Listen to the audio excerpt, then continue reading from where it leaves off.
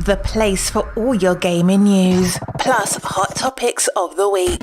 Also, remember to follow us on Twitter at KMEGA4.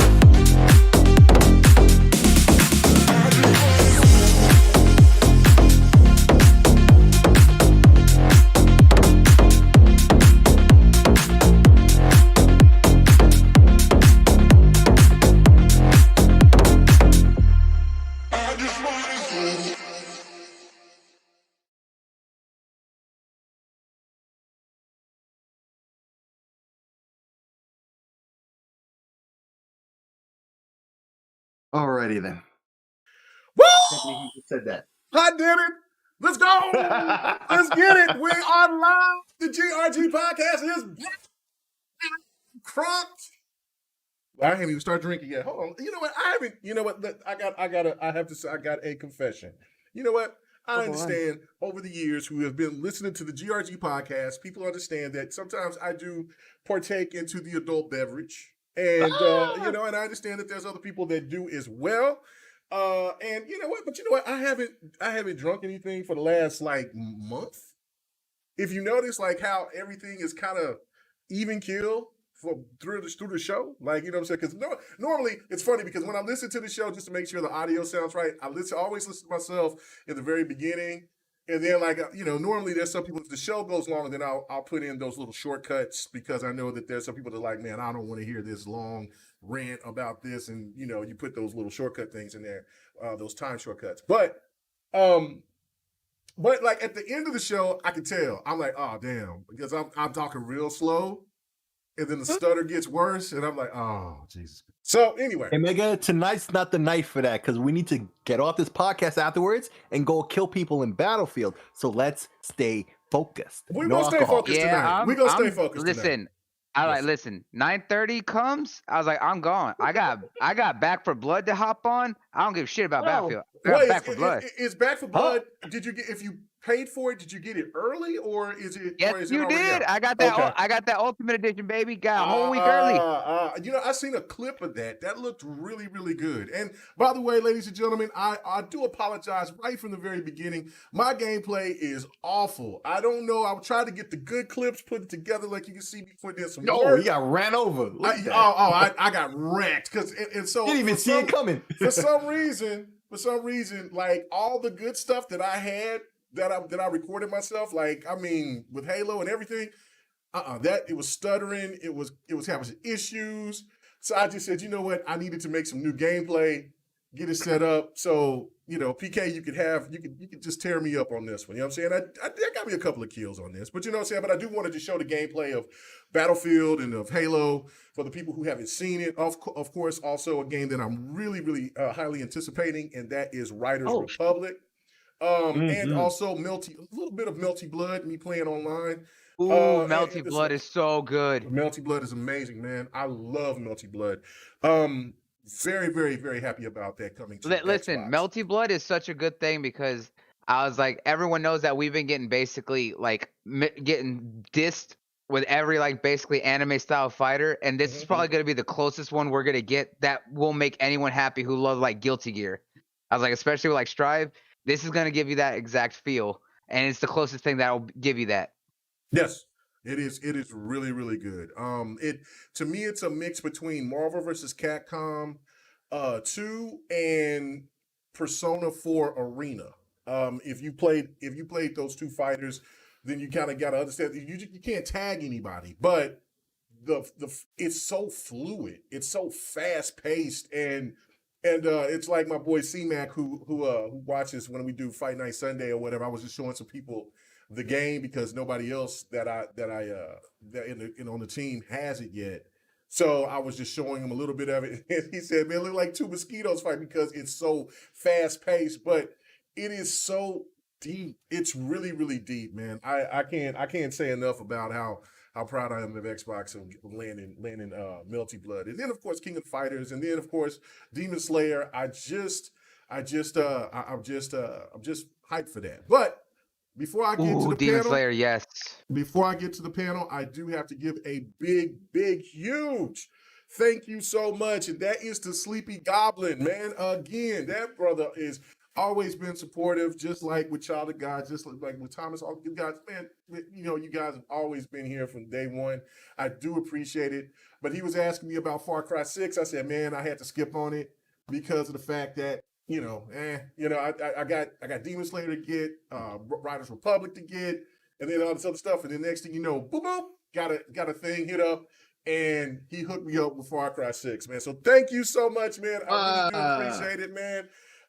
Let's go. So, without further ado, let's get to the panel. Let's get to the lady, the first lady of the second generation of GRG. You know, she's very witty.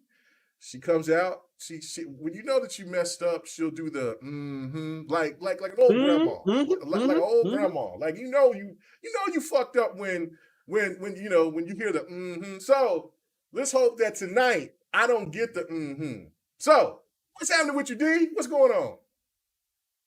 Nothing much, just chilling. It's been a long ass week. Got that right. I've been chilling, just chugging along, playing some Gears, of course, as you know. Been an interesting week. But yeah, just chilling for real. It's nice. I'm telling you, I'm gonna sneak in and we're gonna play some Gears together. I promise you.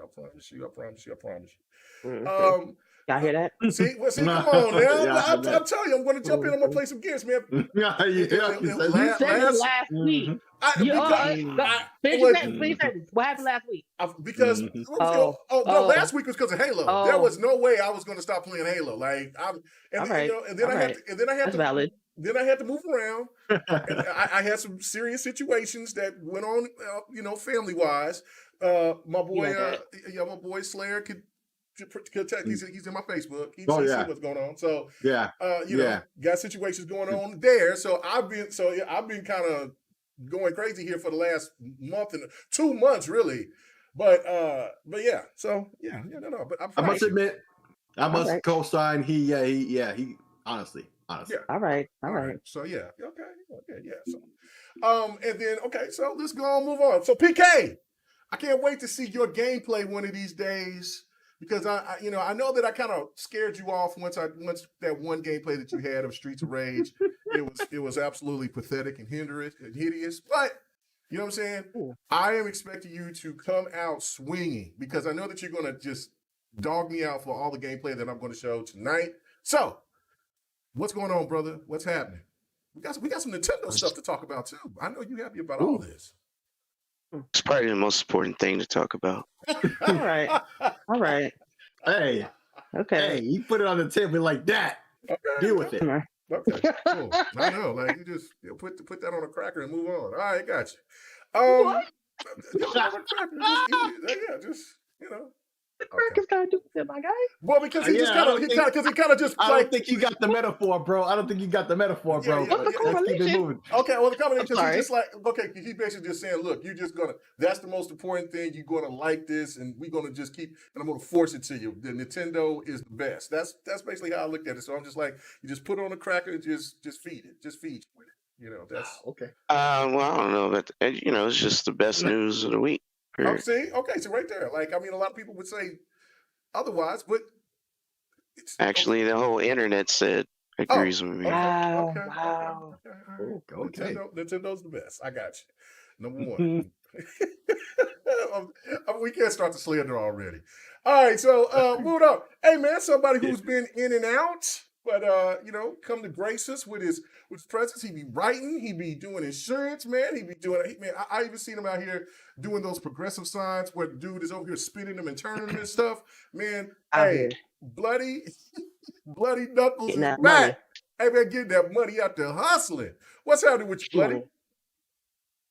What's going on? And I gotta get the energy right. So what is up, dudes, and all my beautiful brothers of the interwebs? You already know who it is. Bloody Knux, aka the Goth Gamer, your resident anime king. Finally making my presence back, guys. Y'all don't know Sometimes. how busy my life has been. You know what, PK? No one cares about you. You can go smash yourself, all right? Oh, As I was saying, This ain't a as feeling. I was saying, listen, I don't know how you solo smash, but you can go do Say it. it I in mean, English. Say it in English. anyways, it's so good to be back, you guys. I missed all of y'all. I was like, there's so many things that have been happening lately, but the news has been hot. The games have been hot. I was like, I've been enjoying myself, finally getting back on track. Everyone knows that I've been having it real hard. I'm already turned up because you know what? It's my motherfucking birthday. Oh, it's the day after, but you know what? I don't let the party stop. So we're going to keep it going. So let's go. Oh, It's his birthday. Happy birthday, brother. How old are Happy you birthday, now? homeboy. You're 19? 19. Wow. Yeah, I'm going to the strip club. Let's go. Oh, no. Whoop, still underage. Nope, you got to be 21 to go in the strip club. I did that in a senior class trip, unofficial. But I'm Oh. saying, Maybe where you are, not down here. Happy birthday, bloody. Happy birthday. So how old are you for real now? 28. Hey, I'm not the youngest. He is the same age. I'm jealous as hell. So whatever, He's you like climb a in few and be 20 months all you want. I older wish I was than- 28. A few months older than my son. That's crazy as hell to me. That's crazy as hell to me. Oh, wow. I know. I'm glad I'm not the youngest. I thought I was the youngest, thank God. No. I think after that, you was the second. You was going to be like, well, because how old are you? 32. Oh, goddamn! I didn't know you was that young. What's happening here? Oh, boy. I didn't know you was that young. Okay, all right, cool. So The other. so okay, because I thought Steel. I thought Steel was. Oh, Still is younger than me. That's right. Okay, yeah. That's So right. yeah. So Yes, yeah. all right, He's all not right. 30. Not to Still. And so okay, so we have some youngins because Op is around. Well, he's what? He's around my age. Yeah, he's around your age. And then of course you got the old farts, which is me, Lemon, and Basically, everyone that's Slayer. about to be in the geriatric home. You know what? That's fine. Violation. This That fuck this, my is dude, my is. dude, my guy. Yo, Bloody coming out swinging, bro. I know, man. Bloody is not. I won't. He hasn't been on the show in like 2 years, and the bastard come in here and start talking like it, just like I had to make up for those 2 years that I've been gone. All right, I woke up and chose violence to stay, and I won't stop. All right, cool. All right, so let's move on. Six Layer. You know what I'm saying? Good to have you back, brother. Follow all that. I don't know. So, bro, yo, man, I've had my own ups and downs of life myself, man. But bro, last week, man, I was able to see family. I haven't seen any of my family since well before the pandemic, like 2 years, you know, for my mom's 80th birthday. Wow, you know, that I think that coincides around the same time, like that I first started doing the podcasting thing, I think. So yo, it's been that long since I've seen anyone in my family, you know, who's not here in town. So yeah, that was a good time, you know. I saw some family, I saw the city again, man. I miss my city, man. I'm really starting to hate Pennsylvania, really missing New York a lot. So yeah, man. You talking about going back? Yeah, man. I've been thinking about that for a while, honestly. But man, going back there really makes me feel like it might be the right decision. But we'll see about that. But for now, I still have a home to fix. Still with all of that drama, but I can't even get to play no games. I missed the Halo oh man. Of the second round. Yeah, behind all of that, you know. Hey, it's fixing my house or playing some Halo. I had to make a pimp decision. So yo. It is what it is. And I haven't even gotten to play Battlefield. That's why I'm so hyped.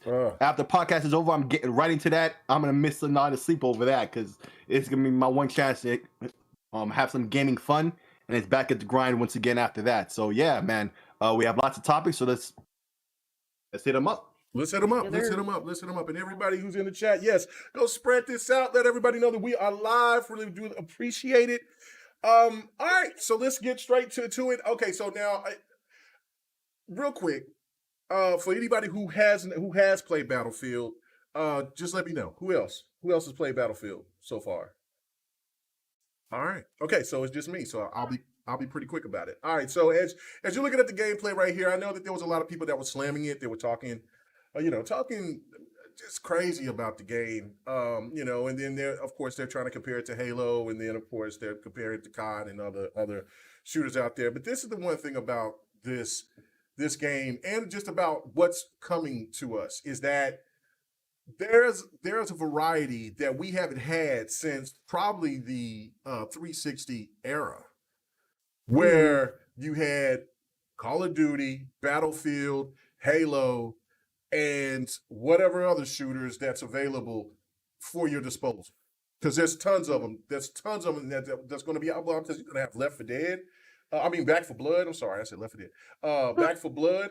That's going to be coming. That's already out for Bloody, but it's going to be coming out next week. So it's to me, I look at it as the shooter season, because it is. I have not seen the shooters come out in abundance like this. But with Battlefield, even though it is a buggy mess at some point in times, there is a lot of potential within this game. And remember, it's a beta and it's an old build. Just like when we first got the first flight on Halo, that was an old build. And I believe also just last week that was an old build as well. Even though that looked way more polished and refined, this not so much in certain places. But I tell you what, there's parts in this game that makes you say, "Oh my God!" And that was one of the scenes that I wanted to show in the gameplay, was riding in the tornado. That is so damn epic, because I was on top of a building. The tornado is coming from one end of the map all the way to the other side. So it's coming your way, and it's just tearing everything up in its wake. And so I just say, hell with it. I want to see what happens. I jumped off the building, parachuted, and the wind took me around. But see, you got to guide it right, because if you don't, then you're going to get swept away. You're going to get killed. And I killed a couple of people while I was on the parachute flying through the tornado. I thought that was the coolest thing. And then the lightning flashing, and then you see cars and tanks just fly everywhere. Pretty damn epic. But the one thing you will see is the rocketing here. And also, you see that skipping thing that's where I couldn't show all the gameplay that I wanted to show because it was doing that craziness. I don't know why, but I looked at it. I think the guns feel good.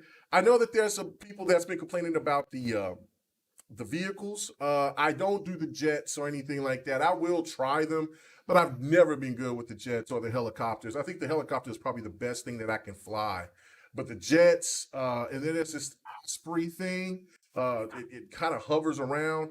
I like jumping in them and being assist, helping with assists, but not trying to fly those damn things. But to see how people maneuver and work with those things is pretty dope. But I have heard people who are pilots and things like that say that they need to change those controls back to the old way of how they played Battlefield because it just doesn't seem fluid enough. And then also it seems like it's really hard to kill enemies on the ground.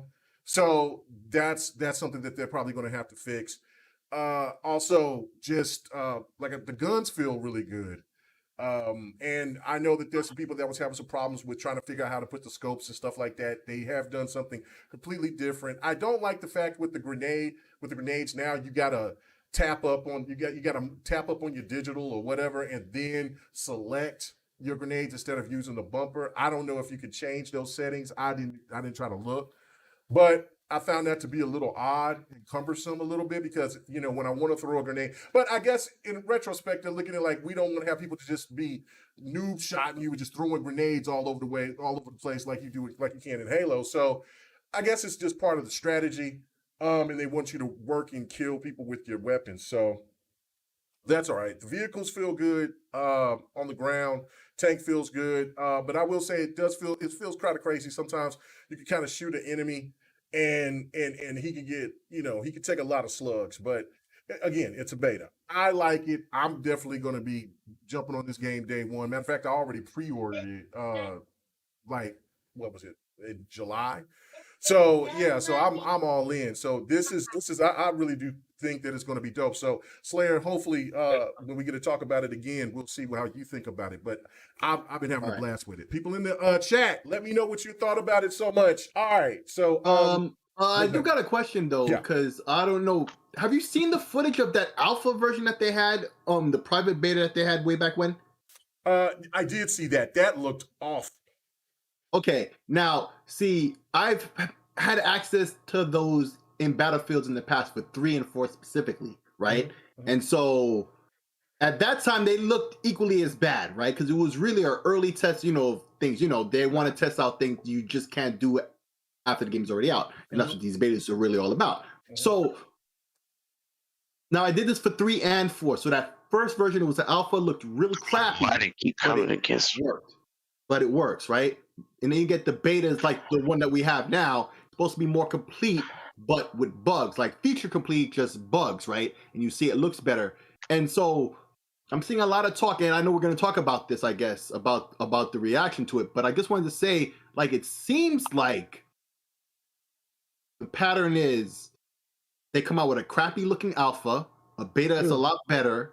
Maybe they'll have another one, and then the game will be out and still have problems just because it's EA and Battlefield. Let's not pretend they don't have problems, but Battlefield 4, right? But still, and then I got to give everything the COVID pass, you know what I mean? Like one level of, I'll give you a little bit of a thing because we see it in countless games, since the pandemic's been a thing. I don't want to make excuses for anything, and we're going to talk about this more in depth, I imagine.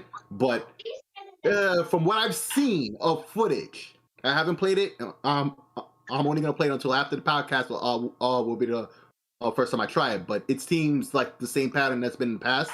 Mm-hmm. That's what's happening again. So I just want to mention that real quick. What's going on with you guys? Game Genie Prime and Z Black Rider. It's been a minute, brother. It's been a minute. Black Rider, what's up, bro? Well, it's been a minute. Anybody else have any questions? Are any of you guys interested to want to hop on and play it at all? Oh, okay. All right. Wow. That's I mean, to be fair, I might check it out, but I ain't gonna be doing it day one. I was like, maybe on that when it's on like for $5. Oh wow! It'll be like in like a year and a half, probably. I mean, maybe, but okay. I'm being a little bit hard. All right, I got to tone it down a little bit. No, Battlefield 2042 has had my interest like since we saw the world premiere for it and like the whole big event that they did. I thought it was cool, and it was the first time in like ever that I was like, oh hey, look, Battlefield actually looks really cool. So I was thinking about it, but especially just kind of seeing. To kind of go opposite of what you were saying, Sig, it's not even the fact that it looked bad. It was more the fact that performance was bad. Yeah, performance bad, bugs, all of that stuff. I mean, all of that stuff. Yeah. Yeah. So this one was different, where a lot of people were like, and you look at especially all the recent betas that was going on, right? Yeah. Call of Duty Vanguard had their beta, right? That one looked bad. That one looked bad. It played well, but everyone's just like, it can't really play well if it's literally just the same carbon copy formula that we've known. Everyone said who played Vanguard, it feels like any other World War II Call of Duty that's come before it. It's literally no different. Yeah. It's the definition of a copy and paste. But Battlefield was the fact that it's not that it looked bad, it just ran really bad. So the biggest contention for what's going to happen with 2042 is, are they going to be able to fix up the performance issues, not just by frame rates, but how everything's going to go? And you got to think that Battlefield has always kind of pushed the limits of what they can do in a massive sandbox. Yeah. Are they going to be able to, have they really fixed and been upgrading what Frostbite can do to take into account for how much more they're wanting to push? Because you think that they've been used to 32 versus 32 big, fights. Now they're wanting to nearly double that. It's going to put a lot of stress on the servers, as well as what that engine can realistically handle, physics-wise and more. So it's going to be like, how is it going to run? And if it's bad, are they going to be able to fix it in enough time to really keep people's interested in it? That's where it is. Yeah. There's a lot to show and prove, and so I think a lot of people are having the same old talk of, oh, it looks bad in a beta that we know is months old. Let's cry. Yeah. Oh, delay the game. See, here's the thing about it though is I feel like that I agree with you there that it's like, oh, it's an old build, right? And it's a game that's right around the corner. But the thing is, like, I feel like with Halo, we had the betas significantly much further ahead of time to do a lot more testing and a lot more ideas. Well, a lot of other betas, specifically Call of Duty and Battlefield, have always been right around the corner, right before the launch, like within a month to a couple weeks. It's like, if it's this bad right around the corner, realistically, how much you're going to be able to improve in such a short period of time? Well, I think that's, like I said, it's show and prove, Yeah, no, but I mean, I gotta push back on that a little bit, because I mean, it's just kind of like what we've seen when we played Halo. Well, I don't know if you guys played Halo, but the first flight, it had its no, issues. I wasn't in that test. Okay, yeah, it had its issues. Actually, I did play the second flight. Yeah, the first day. And graphically it was okay, but when you played the second flight, it was night and day. Like, compared to how the game felt better. So listen, the game is closer to launch than it is. So I don't think that there'll be another beta. If it does, it will be right at the beginning of November. And I guarantee you, everybody's going to see a better looking version, and the game playing, and I mean, it's more stable. But this is the thing about Battlefields.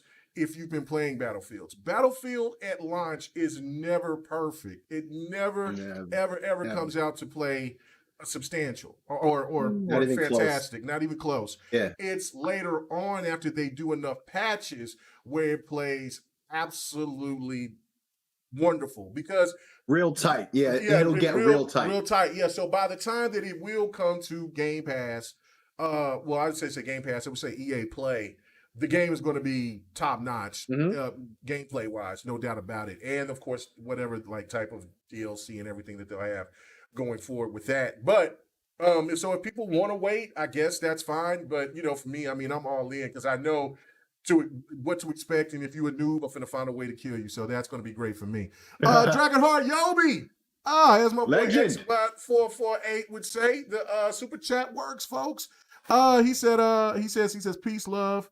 Life, he says, me and Mega got down some Dragon Ball Z fighters and Jump Force, crazy epic fights. Nah, brother, yeah, that was last night we were going at it, man. We was having a little pre-fight night Sunday. So for anybody who's Got all the interested, want to medals. join us. What did you say? Say that again. Say that again, PK. No, go ahead. Oh, okay. Go ahead. Okay. Oh, okay. No, I thought you was gonna be trying to be slanderous. So yeah, but you can but yeah, if you guys are interested, want to come and play it, because one thing I do need to do, I need to play some Smash Brothers, and this is what we're going to get into our very first topic, is definitely talk about Smash Brothers right here, and let PK get started. But yeah, Yobi, it was fantastic, man. Thanks a lot, man. I really do appreciate it, man. So come and check out Fight Night Sundays every Sunday night. We usually try to get everything started about 9:30 p.m. Central, but we probably don't start until around 10 o'clock. Normally, too, it's football. You know, you got Sunday night football, and Sunday night football kind of ends around 10:30. But yeah, if it's not a game that I'm really caring about, then I'm ready to go about 9:30, 10 o'clock. So come and check us out. Come hang out with us, because we usually try to play all damn night long. So it's pretty damn fun. So and I do appreciate everybody who comes to check us out there as well. So all right, so let's get to it. Let's see. PK first. I know that you were excited about the new character that was going to be dropped on Smash Brothers, the actual last character. A lot of people was expecting Master Chief, because that was a very popular and that would have definitely blown the roof off. So how did you feel when you heard that it was Sora? Now, because Sora, if you really think about it, belongs in Smash Brothers. I come to think about it, I don't understand why Sora hasn't been in Smash Brothers before. So what was your thoughts when you got that? Was you disappointed that it wasn't Chief? Or are you just cool with Sora being the new or the last character in Smash? No, not disappointed. Sora was back in 2014 when they did the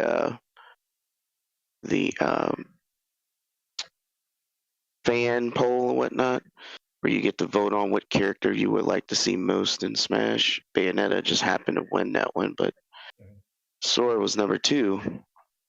However, there was issues with Disney allowing him to be in a fighting game. So it was kind of hard to believe, yes, he was one of the most requested characters. And, you know, his trailer and everything, it was kind of emotional, really. It was like, even when it says his title, because, you know, it's like every character has a title, like, you know, that they're in Smash, or his just says Sora is finally here. And like I said, the whole internet just went crazy, right? This is huge. The fact that he was able to somehow negotiate terms to get him in the game without too much, from a Disney perspective, holding back.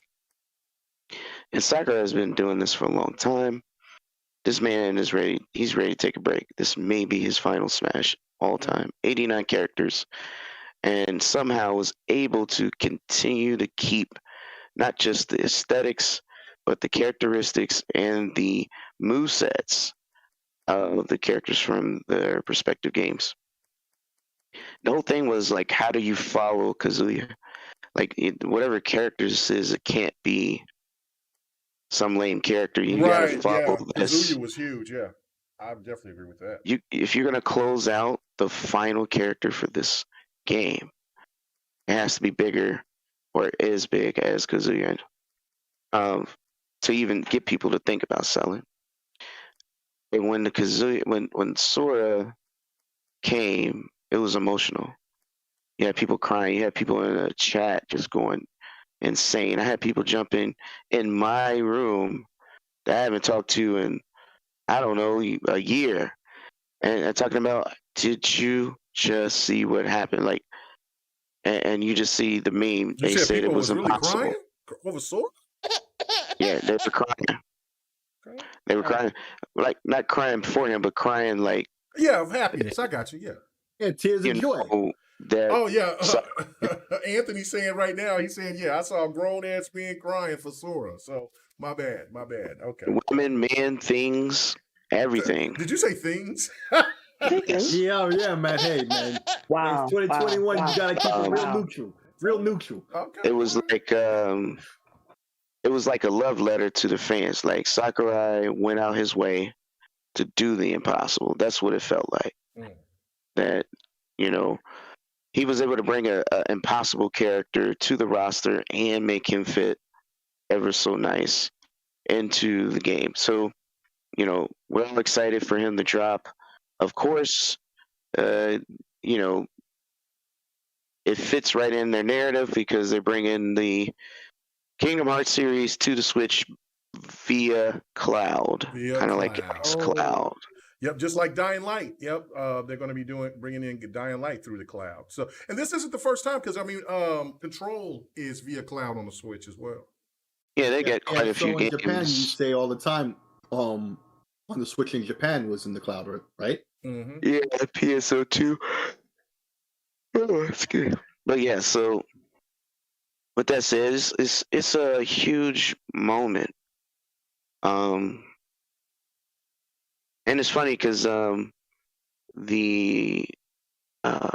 Nickelodeon Brawl drops the same day, but it's almost went under the radar because of this big Smash reveal.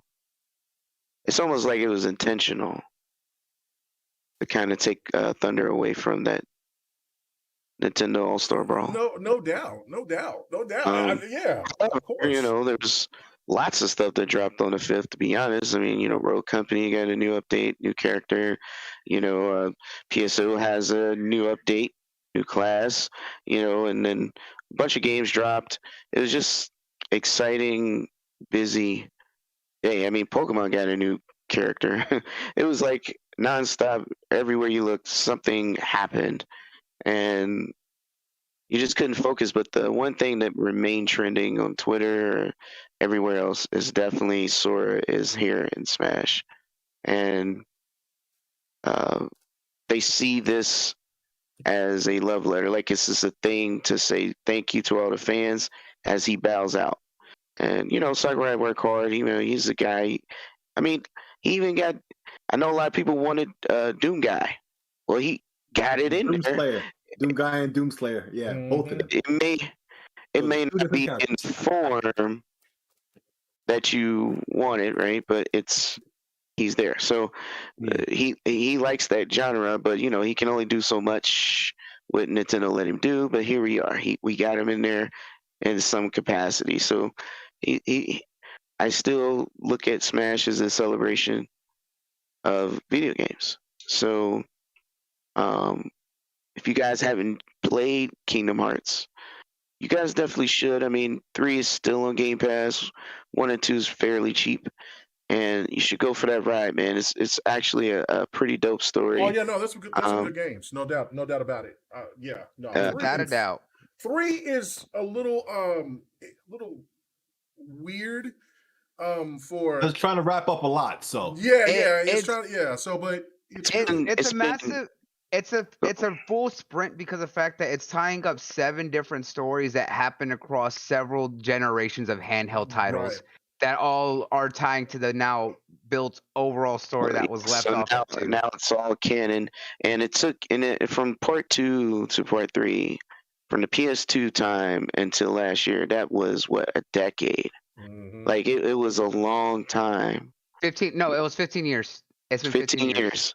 Yep. But still, that's a long time before we come back to the same roster to pick up from. I mean, the only other the game was solid, I felt.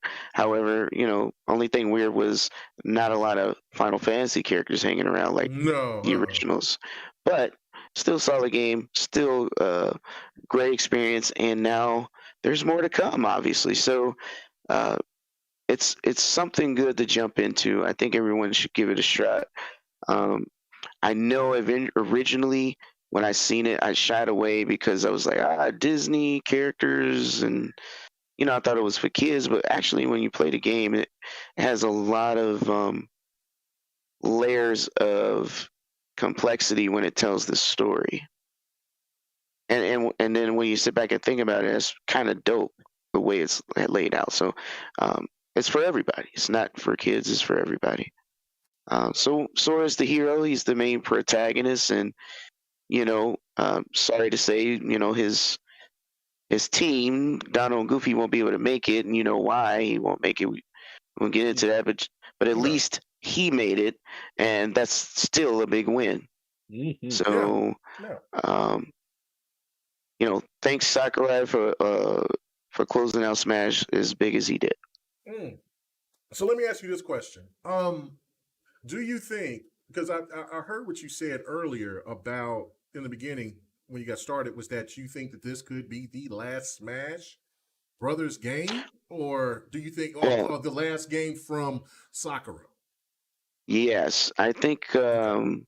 I don't think Smash is going to stop, right? I think Nintendo knows this is like the third time in a row where he said this is his last one, though. Like I heard this the last two times, but this time I really believe it. It might be his last, his game that because he puts in a lot of work. He puts in a lot of work. He could probably come in to be a consultant, but coming in to do his own game again. It's a lot of stress on this man. This man has been through health issues and everything from all the work he's put into the series. Even I know about that. And I've never played a second of Smash. I really have no interest in it at all. I really kind of look down upon it, to be frank. I'm not trying to. I did too. I talk crap. I honestly hated do. it. I hated it until because I hated its controller. I did not.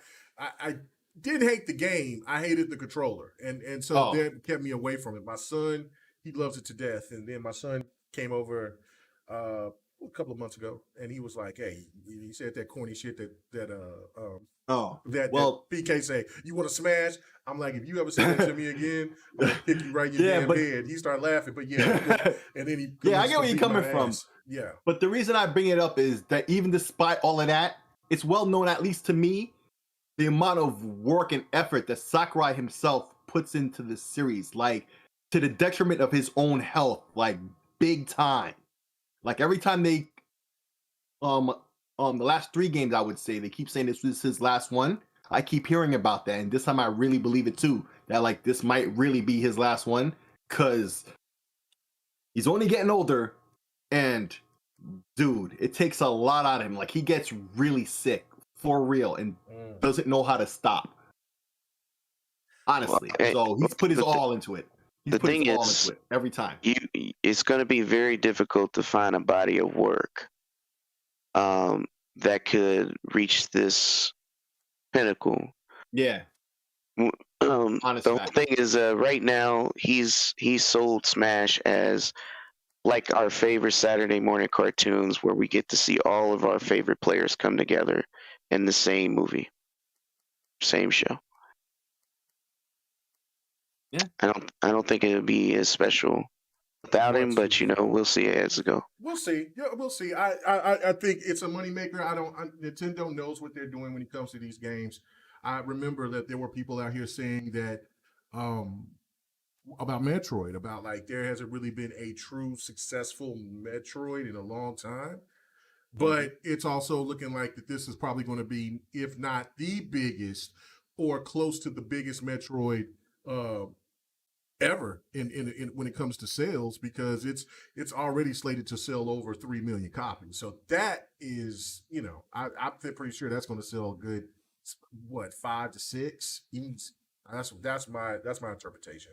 And it's also getting great reviews. So Nintendo is just doing Nintendo's things. They stay in their lane, but they know what they're doing. So can't hate it whatsoever.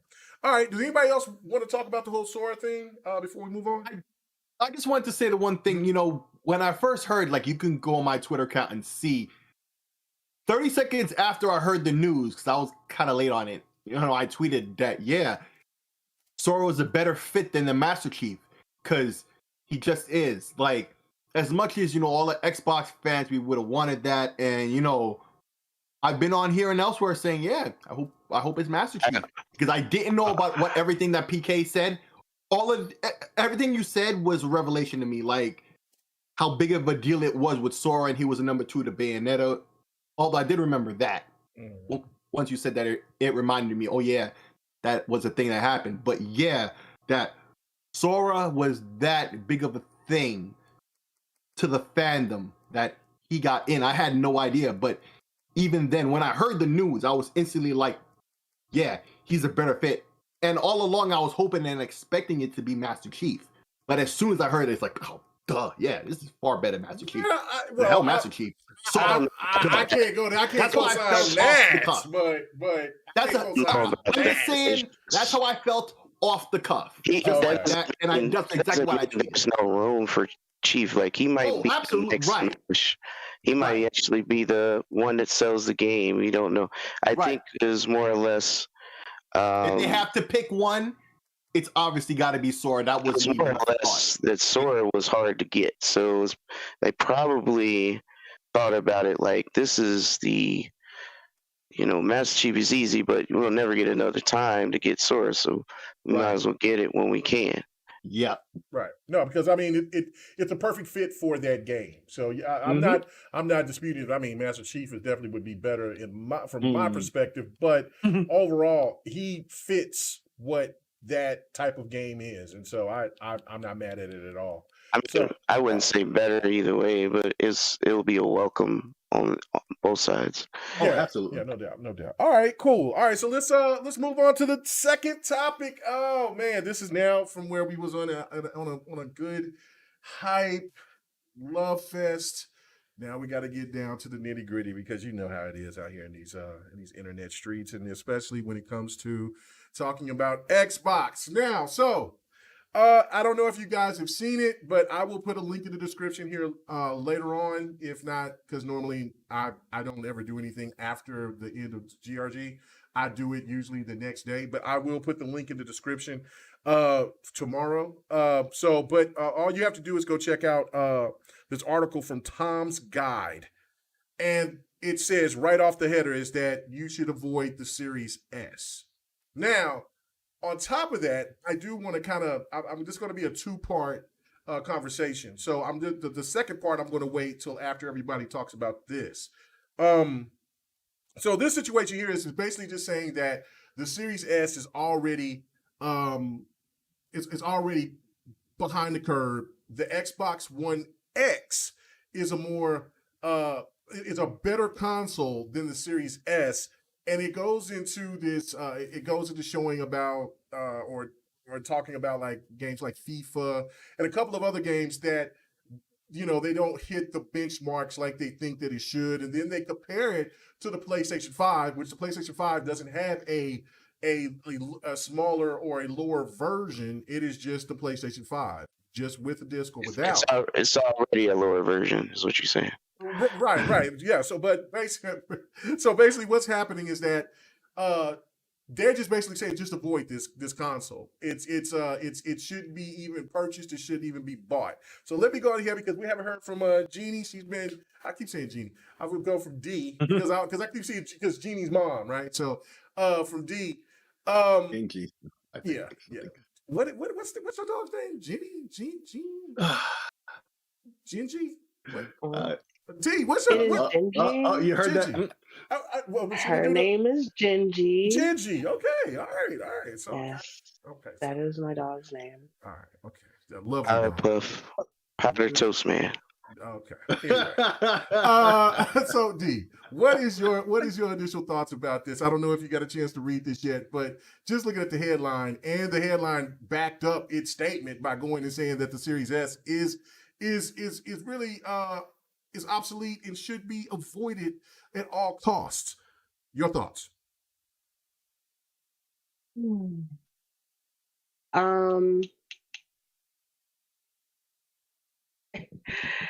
I just find it interesting that there's just this article about, at this point, and so first of all, I didn't read the article. Mm-hmm. I saw it in passing, but I didn't have the time to like click on it and go in depth to what he was talking about. But I don't understand, a year ago when the system was coming out with the Series X, everything was very transparent. All the specs were there. I don't feel like there were any surprises with the system since everything about this system was laid bare. Um, and I also don't know if people have noticed, but when it comes to the two Xboxes, I'm seeing the Series S is much more available than the X is. Um, like I'm seeing that left and right that you can kind of scoop that one up. Mhm. So I don't, from what I've seen with the Series S, a lot of people, with few exception, not many people are using the Series S as a main system. You know, they'll have their PS5 or their Series X wherever. And then the Series S is kind of like a secondary system. It's a Game Pass machine, whatever you want to call it. It just felt weird that they're like, yeah, it's not hitting the mark with the games. You know, it's not as good as the One X. But the spec that I saw on it, it looked like it kind of surpassed it. I don't know. It just kind of felt like a preview of a system that's already been out for a year. So it felt ill timed and just weird to me that they're like, yeah, skip this system if you're thinking about it. But it's also a month before, well, a month and change before Black Friday. So I'm not trying to be like, but it's just like looking at all the facts, it's like, why now? Who's really pressing about a Series S? Because I feel like you know what it is. Either you want the big system for 500 or you're getting the baby system for 3. Like people just kind of know what it is. So it just felt weird, especially with the holidays about to be around the corner. Games are releasing left and right. I just thought it was ill timed and just kind of like, oh, okay. That's your opinion from left field. Cool. But I feel like the Series S had a little more juice under the hood than the Xbox One X. As it should because it came out so much later. But I don't have the system, so I can't really speak from experience. Okay. All right. All right, Bloody, what about you, man? What is your initial thoughts about this article, man? Or do you think that there's some merit to it? Do you think that Xbox should have just maybe went with the Xbox One X and then just kind of not made the Series S like Tom's guide kind of suggested? No, absolutely not. I was like, well, the Series X, well, the One X was definitely built to appeal to a certain demographic and what it was trying to achieve. It was also using dated hardware. Mm-hmm. People can say what they will about the Series S, but like D brought up, the Series S had everything shown up front and never tried to say it was anything else, and it was very apparent on what it was trying to achieve. It was knew exactly where it sat in the market. It's not trying to push 4K visuals or anything like that. That was the Series X. The Series X was made to replace the One X, and the Series S was meant to be just under the One X, but obviously much more superior than the One S. That's what this is. It's just the next generation of the One S and the One X. The thing is that the Series S has better hardware that's more capable than the One X was. The One X was trying to really take advantage and push what last gen hardware was capable of, especially with what they were able to do with the chipset and everything back then. Series S had a lot more availability for what's more current that there's using between that and the Series X. It's not trying to be a high end machine. It wants to be a digital, easily accessible box that uses the same resolutions people were comfortable with 1080. Maybe a few games will push 1440, but the main thing they were prioritizing was easier access, easier availability, the standard resolution most people have readily accessible, because it's not just about us here in the US and in Europe where a lot of people have more easily accessible to 4K hardware and stuff like that. No, you're looking at what they're trying to do, because the fact that this console was globally launched and it's still very very active. While it's the most readily available, it's also doing well in a lot of other markets that may not have access to the same kind of stuff that we do. the thing that it's giving them and offering them is like, hey, this is the first time you're going to be able to see what 60 frames a second can do on a lower end machine. Maybe a couple games are able to push 120 frames at slightly less than 1080p. Mm-hmm. Whatever they're trying to say about the Series X is completely illogical, because of the fact that if they're trying to do this dual machine kind of mentality that Xbox has been kind of doing since it worked for them well in the last generation, is that the Series S is just the next iteration and evolution of what the One S was doing, which was a much lower end console that was easier to get into, didn't have all the high end stuff that you expected out of the One X. It's not trying to compete with the One X. It's not trying to be a 4K machine. It's not trying to do all this and that. No, the only thing that's trying to do is it's trying to make it a very easily accessible barrier for entry, especially for people who don't want to invest $500 in a high end console. I was like, and for people like us who are very much in the minority, we might pick it up as a second console because guess what? It's easily portable. Mm-hmm. It's more of a companion console for the more hardcore minority like we are. But for a lot of other people, it's an easier entry into the ecosystem. And that's what it's trying to be. No doubt. I totally agree 100%. Before I give my take, let's go into on Slayer with this. What is your thoughts on Slayer? I mean, do you agree with what Tom's guy was saying in that article? Okay, well, first off, I'm not even gonna sit here and have to defend the Series S. Okay, I don't have to put no respect on its name. It's kind of odd. I feel like the Xbox has been doing so well since launch. You know, the Series S and X and the brand in general, right? Even before that, has been doing so well.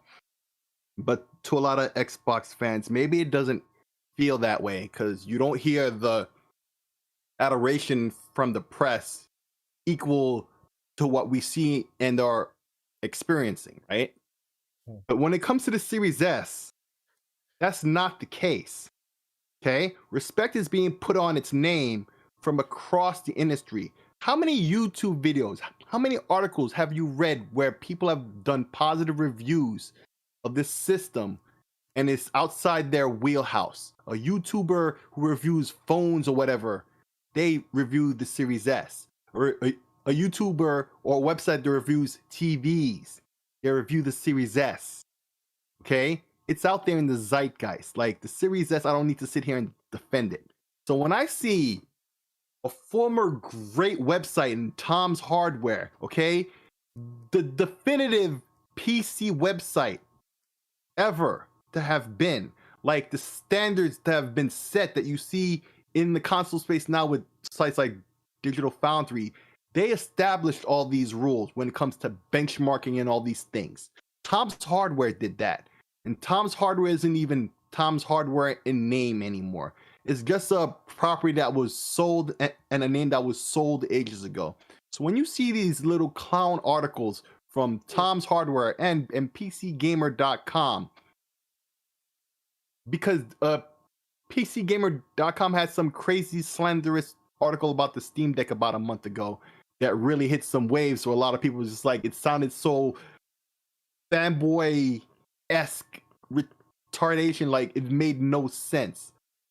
And you know, this article on the Series S felt the same way. Like, I don't know who this person is or what's going on, but you always see something like this where it's this nobody site who has the contrarian opinion to everybody for attention or whatever. Okay? So I pay no mind to this. This is what they call exception to the rule that proves the point. So that's what I think on this. This is just foolishness. All right. Okay. What about you, PK? What is your thoughts on this, man? I mean, are you with everybody else on this, or do you have a different take?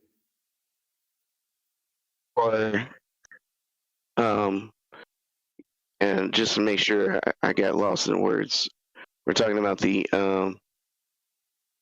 the game, right? Uh-oh. Yes. You got people talking in the background. Take care of your business, and I'll let you talk. I'll let you take care of that. It's not me.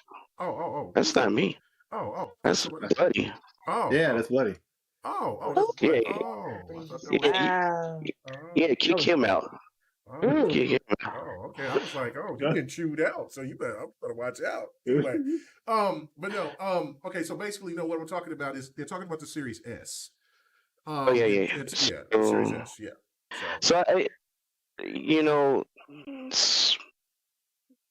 people have opinion pieces, and where's this energy about? Should you buy a OLED Switch?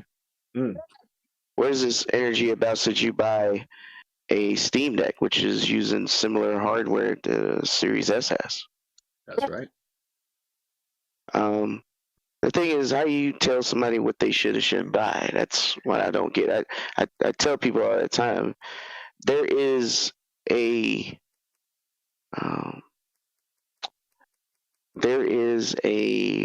customer for all of the entries, and that's why the Series S is doing better, is because it fits in that narrative. And it's not. And for you to tell somebody, you should just, because it's technically this and that. I mean, we still play in the Switch, and it's technically less powerful. Yes. And the OLED is not more powerful. However, they drop in a new version.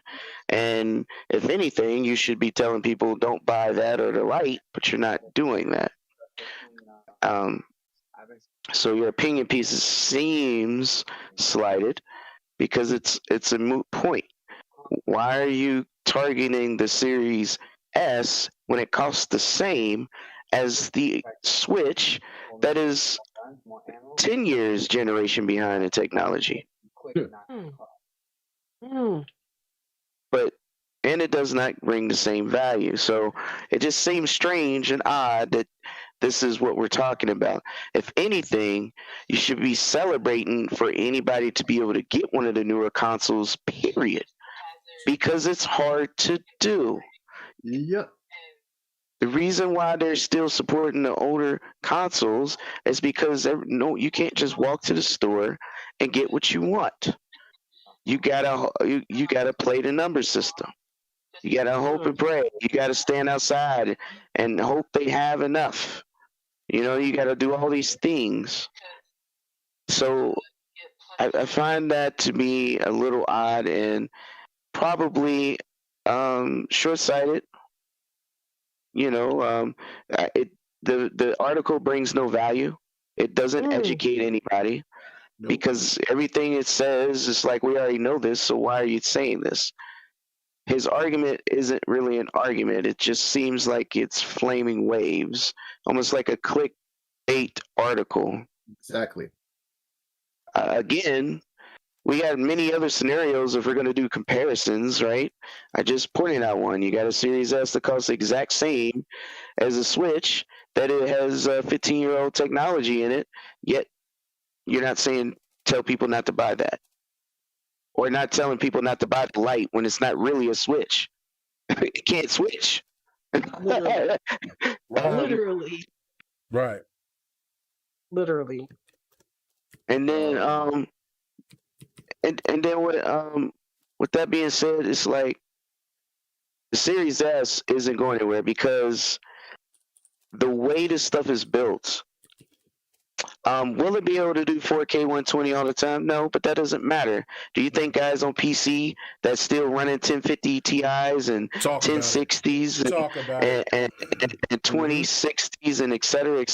Yes. Hell, Far Cry 6 just dropped, and people that got a 3080 can't even really play the game with the high-res textures because it's not enough VRAM for the card. Yep. Needs 11 gigs. Will not do it without it. Which is a smack in the face because the 3060 has 12 gigs. But I'm saying, here you are. Do you really think that they're sitting here complaining? No, they're not. They'll just find a way to play their game and play it at the lower settings. Matter of fact, a lot of the games we play don't even require 4K. The games, let me tell you, when I think about it, my current selection of the best games of the year, none of them run ray tracing. None of them need 4K to enjoy them because just the art style of the game doesn't require it.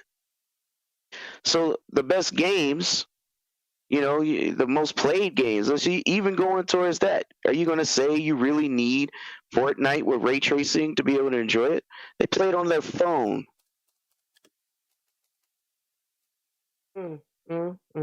So I don't understand why we have in this conversation. If anything, we should be talking about what value it brings to have a Series S plus Game Pass.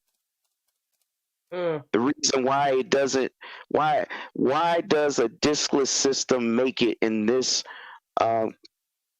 atmosphere? Because a lot of people thought that if it didn't have a disc, it would fail. But hell, it's not. It's actually doing well. Right. Okay. Right? And did it last gen too, and it got dragged for a fill. And it has the exact same features as his big brother. It may not have the same horsepower, but the same features. Hold on. Let me hit up Bloody, because I thought when I hit the volume that people didn't get to hear him. But Bloody, you right click him in Discord, you can mute him directly. That's what I'm telling you. That's what I said in the chat. But that only mutes it for him. Yeah. He has to. Yeah, hold on. You just gotta put him for a second. Okay, there you go. He's muted. He should be muted. He's muted. Okay, cool. Okay, all right, there you go. Sorry, guys. I thought I muted. Because I turned it down, and so I couldn't hear it. But that. I got the. It's the pip cap. It's the pip cap. What is this between keyboard and mouse? I said, hold up. Wait a minute. This ain't right. Anyway, all right. Okay. All right. PK, did you want to keep finishing, or because I want to piggyback off of that so bad. Like, you're absolutely right. See, okay, go ahead. No, finish up. Yeah, you're preaching. Go ahead. I'm just saying, if it's okay for Switch to have control in the cloud, and it's okay to have Kingdom Hearts series in the cloud, and it's okay to buy a Switch, even though it has less powerful hardware than the original Xbox One. Why are we comparing the Series S, which is way more advanced, knowing the Steam Deck is going to have similar, if not the same, specs? And it's like, it doesn't matter where you want to play, and that's going to cost more than a Series S, right? Mm-hmm. And all I'm getting at is this article just seems like it is for clickbait to start some sort of flame war. And it's legit. Whoever wrote the article, maybe you should do some research on that, guys, and look at his other articles. Is this the habit that he writes? And some contributor. Always, when you look up, the writers of these, hit piece articles, they come out of nowhere and they have no real history of anything worthy, and this is their first real shot at attention. Usually. Hate to see it. Okay. Happens all the time too. All right, Bloody's quiet now, so okay. All right. We good. He's well. Sorry. No, you good. Yeah, we were listening to all that. We were listening to all that tea. I was just over here like, let's let it be the Bloody and the Wifey show. I was just like, let's be do the not wifey. listen to him. Okay. Did not go down like that. Did not go down. I was hearing so much drama going on, man. Like, I was conducting business. That's what it sounded like. No, it sounded like there was some drama going on. I thought I heard some kicking going on, somebody getting hit across the head with a damn shoe. I was just like, man, Lord have mercy. Do we need to stop the show so we can? Because I think Bloody was about to be sent off. Like I didn't know. So you know what I'm saying? Because Bloody's a little dude, man. You know what I'm saying? So he's about like 3'5" and like about 105 pounds. You know what I'm saying? So. You need to be stopped. You need to be stopped. His villainy must be stopped. You The need to slander be was, stopped, sir. oh, my slander is so delicious. Anyway, all right, so what we got? 108. What's going on here? What you doing, man? I know. Wait, what? 108's in the chat. Is in the chat. Oh, he's saying, listen. 108. You know what I'm saying? You could be saying this instead of you sitting here picking at them damn dirty ass big feet that you got, instead of you just sitting here saying, what's called. So what you gotta say? You said, even though games say 4K 120, most games that do that don't even do 4K. They're mostly 1880p or 1440p. These narratives are whack. Hold on, let me do this. Brooklyn, these narratives are whack. Be on person in game. You know what I'm saying? Because he did it in all caps. So, all right. Of course. Okay, right. All caps. But no, at the beginning, $5 well spent, homie. Yeah. At the beginning, I'm making earn that $5, right? Like I'm saying, at the beginning, it was low key. You know what I'm saying? He talked normal, but then he did the all caps. You know what I'm saying? So that's he's learning. He's adjusting because he normally just do all caps with everything. So when he do lower cap, then he'll get a better message across. But then when he hits you with those big caps, then that's when it's gonna be crazy. You know what I'm saying? Anyway. All right. So you work, you say you're working on them big ass bunions that you got. You better go ahead and cut them cones off. Anyway, let's get to it. Okay, so this is what I gotta say. I'm piggybacking off everything that you guys said. The one problem that I have with this article is not so much, listen, this is for people who don't care about the power narrative. That was what that's why there's people to this day that when we play Fight Night or whatever, there's people that still have their Xbox Series, the Xbox Xbox One S. Their Xbox One S. That right there, like for me, when I think about that, I'm like, oh, word. But who am me to judge somebody who has that? Hasn't even been a year yet. Yeah, it's haven't even. Yeah, right. It's not that odd. It's not that odd, It's for like when I ask everybody that has who's gaming off the Xbox One S, I'm like, man, how about you just get the Xbox Series S? No, man, I want the Big Daddy. I don't want this small thing because there's this misconception that the S is just that insignificant that it's even on the same quality level as the Xbox One S. It's not. Well, there's also a bit of, because I know if I didn't get my Series X day one, right? Right. And I came across a Series S, of course I would take it, but I'm going to feel like, because I still want a Series X. I'm that kind of guy. And I'm sure there are many others like that, but there are many others who are not so comfortable with themselves, or at least adult enough to say, hey, I gotta take what I can for now until I can get that Series X. And I think that's a mindset too. So I think that kind of works against what you're saying, because that's a sizable group of people.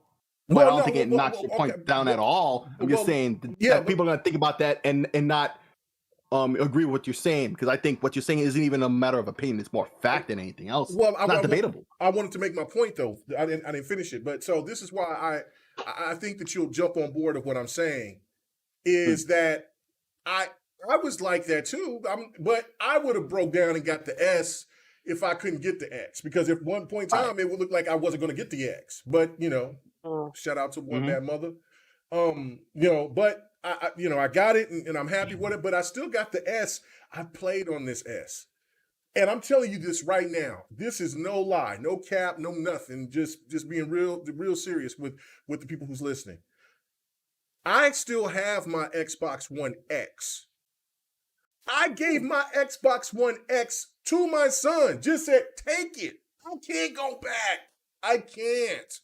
Because the S gives me just about everything feature-wise that my Xbox One X gives me, except for the overall girth and power.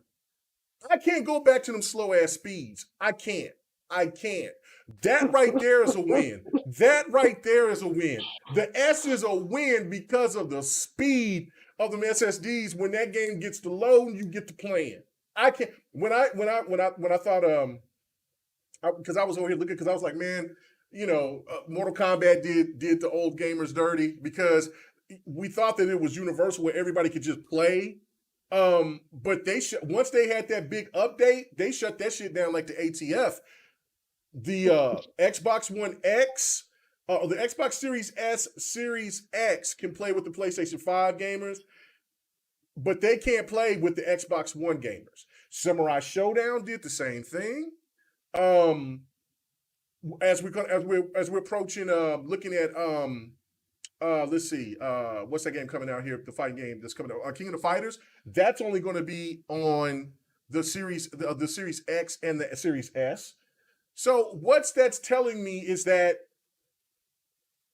they're already slowly but surely with certain companies, they are trying to just say, look, man, just go ahead and get that S if you can't get that X right now, so you can go ahead and play these dope ass games. You can still play some of these games on this console with other people because there's more people there, but to try to do the cross-play aspect of it, it's not happening. They're low key shutting it down.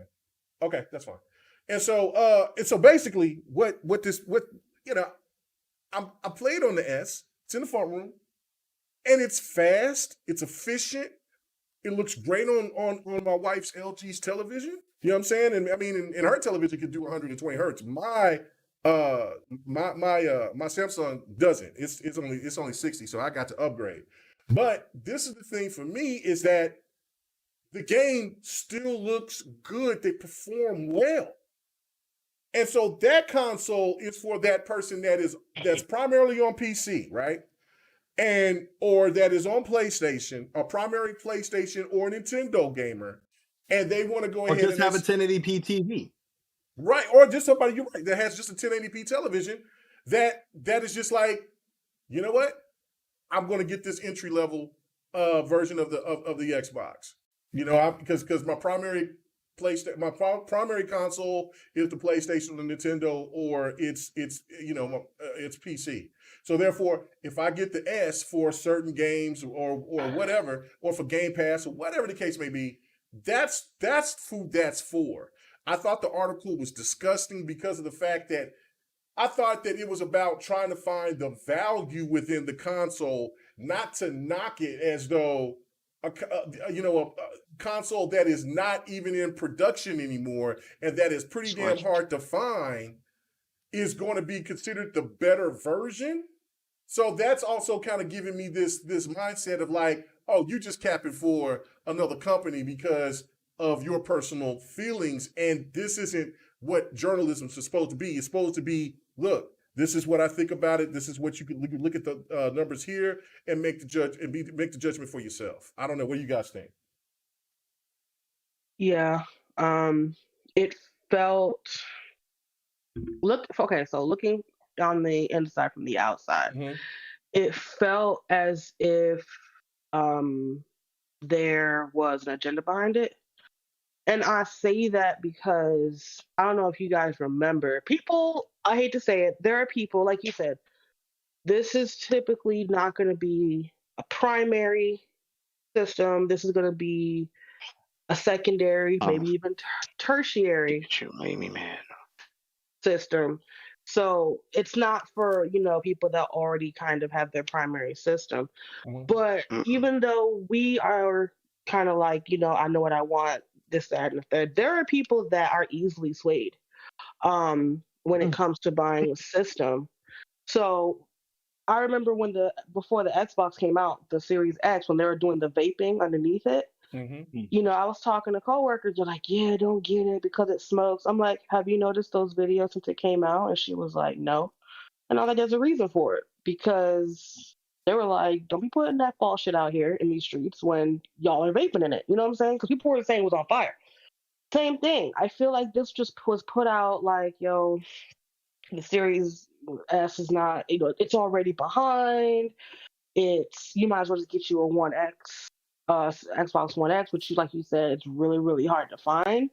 People are, I hate to say it, impressionable enough that they'll read that, or they'll just see the headline and run with it. And not even a read. Yeah. And the article could be completely different. The article could be completely different. The article may have details about it. I learned that with people as consumers, a lot of consumers on the larger scale do not educate themselves on the product. They just see it, they just want it. There are going to be educated customers. Those are my favorite because they know what they want, they know what they need it for. But there are always people that are just like, well, I saw an article or I saw this, my kid mentioned something. So it kind of was, it felt like a little bit of a red herring of an article to me. Like, I don't see what the purpose was behind it. Like I said, it wasn't a preview because the system has already been out a year next month. So it kind of is like, what is the motive behind putting this now, a year after the system and a month before Black Friday? That was just, I don't, it just felt really ill placed. It felt like very biased and I kind of had an agenda behind it, but I skimmed it. Yeah, no, and Didn't that finish it. and that to me is what's the craziest thing about it is that when you got people that try to downplay something that really in overall it just doesn't make any sense when the console itself is more powerful than anything that's in the Xbox One family. Yeah, that's the thing. Like, okay, so Honestly. so like, I mean, it's not. It doesn't make any sense. Yeah, it does have. It doesn't. There's some drawbacks to certain things, but this is for the gamer that cares more about frames than they do graphics. So for me, and then how many times have we heard from a lot of people on the internet that talks about, oh man, you know what? If you could just give it to me to 1440p or 1080p. 60 frames per second, I'm good. Mm-hmm. How many times have we seen that? And then you got a console that will give it to you, even go as far as giving you 120 frames.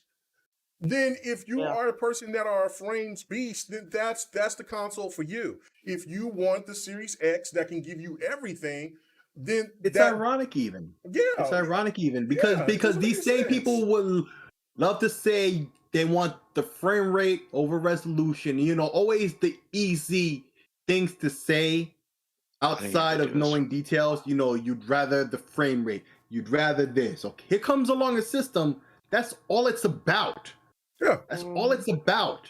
And the price savings and everything else that's great about the Series S.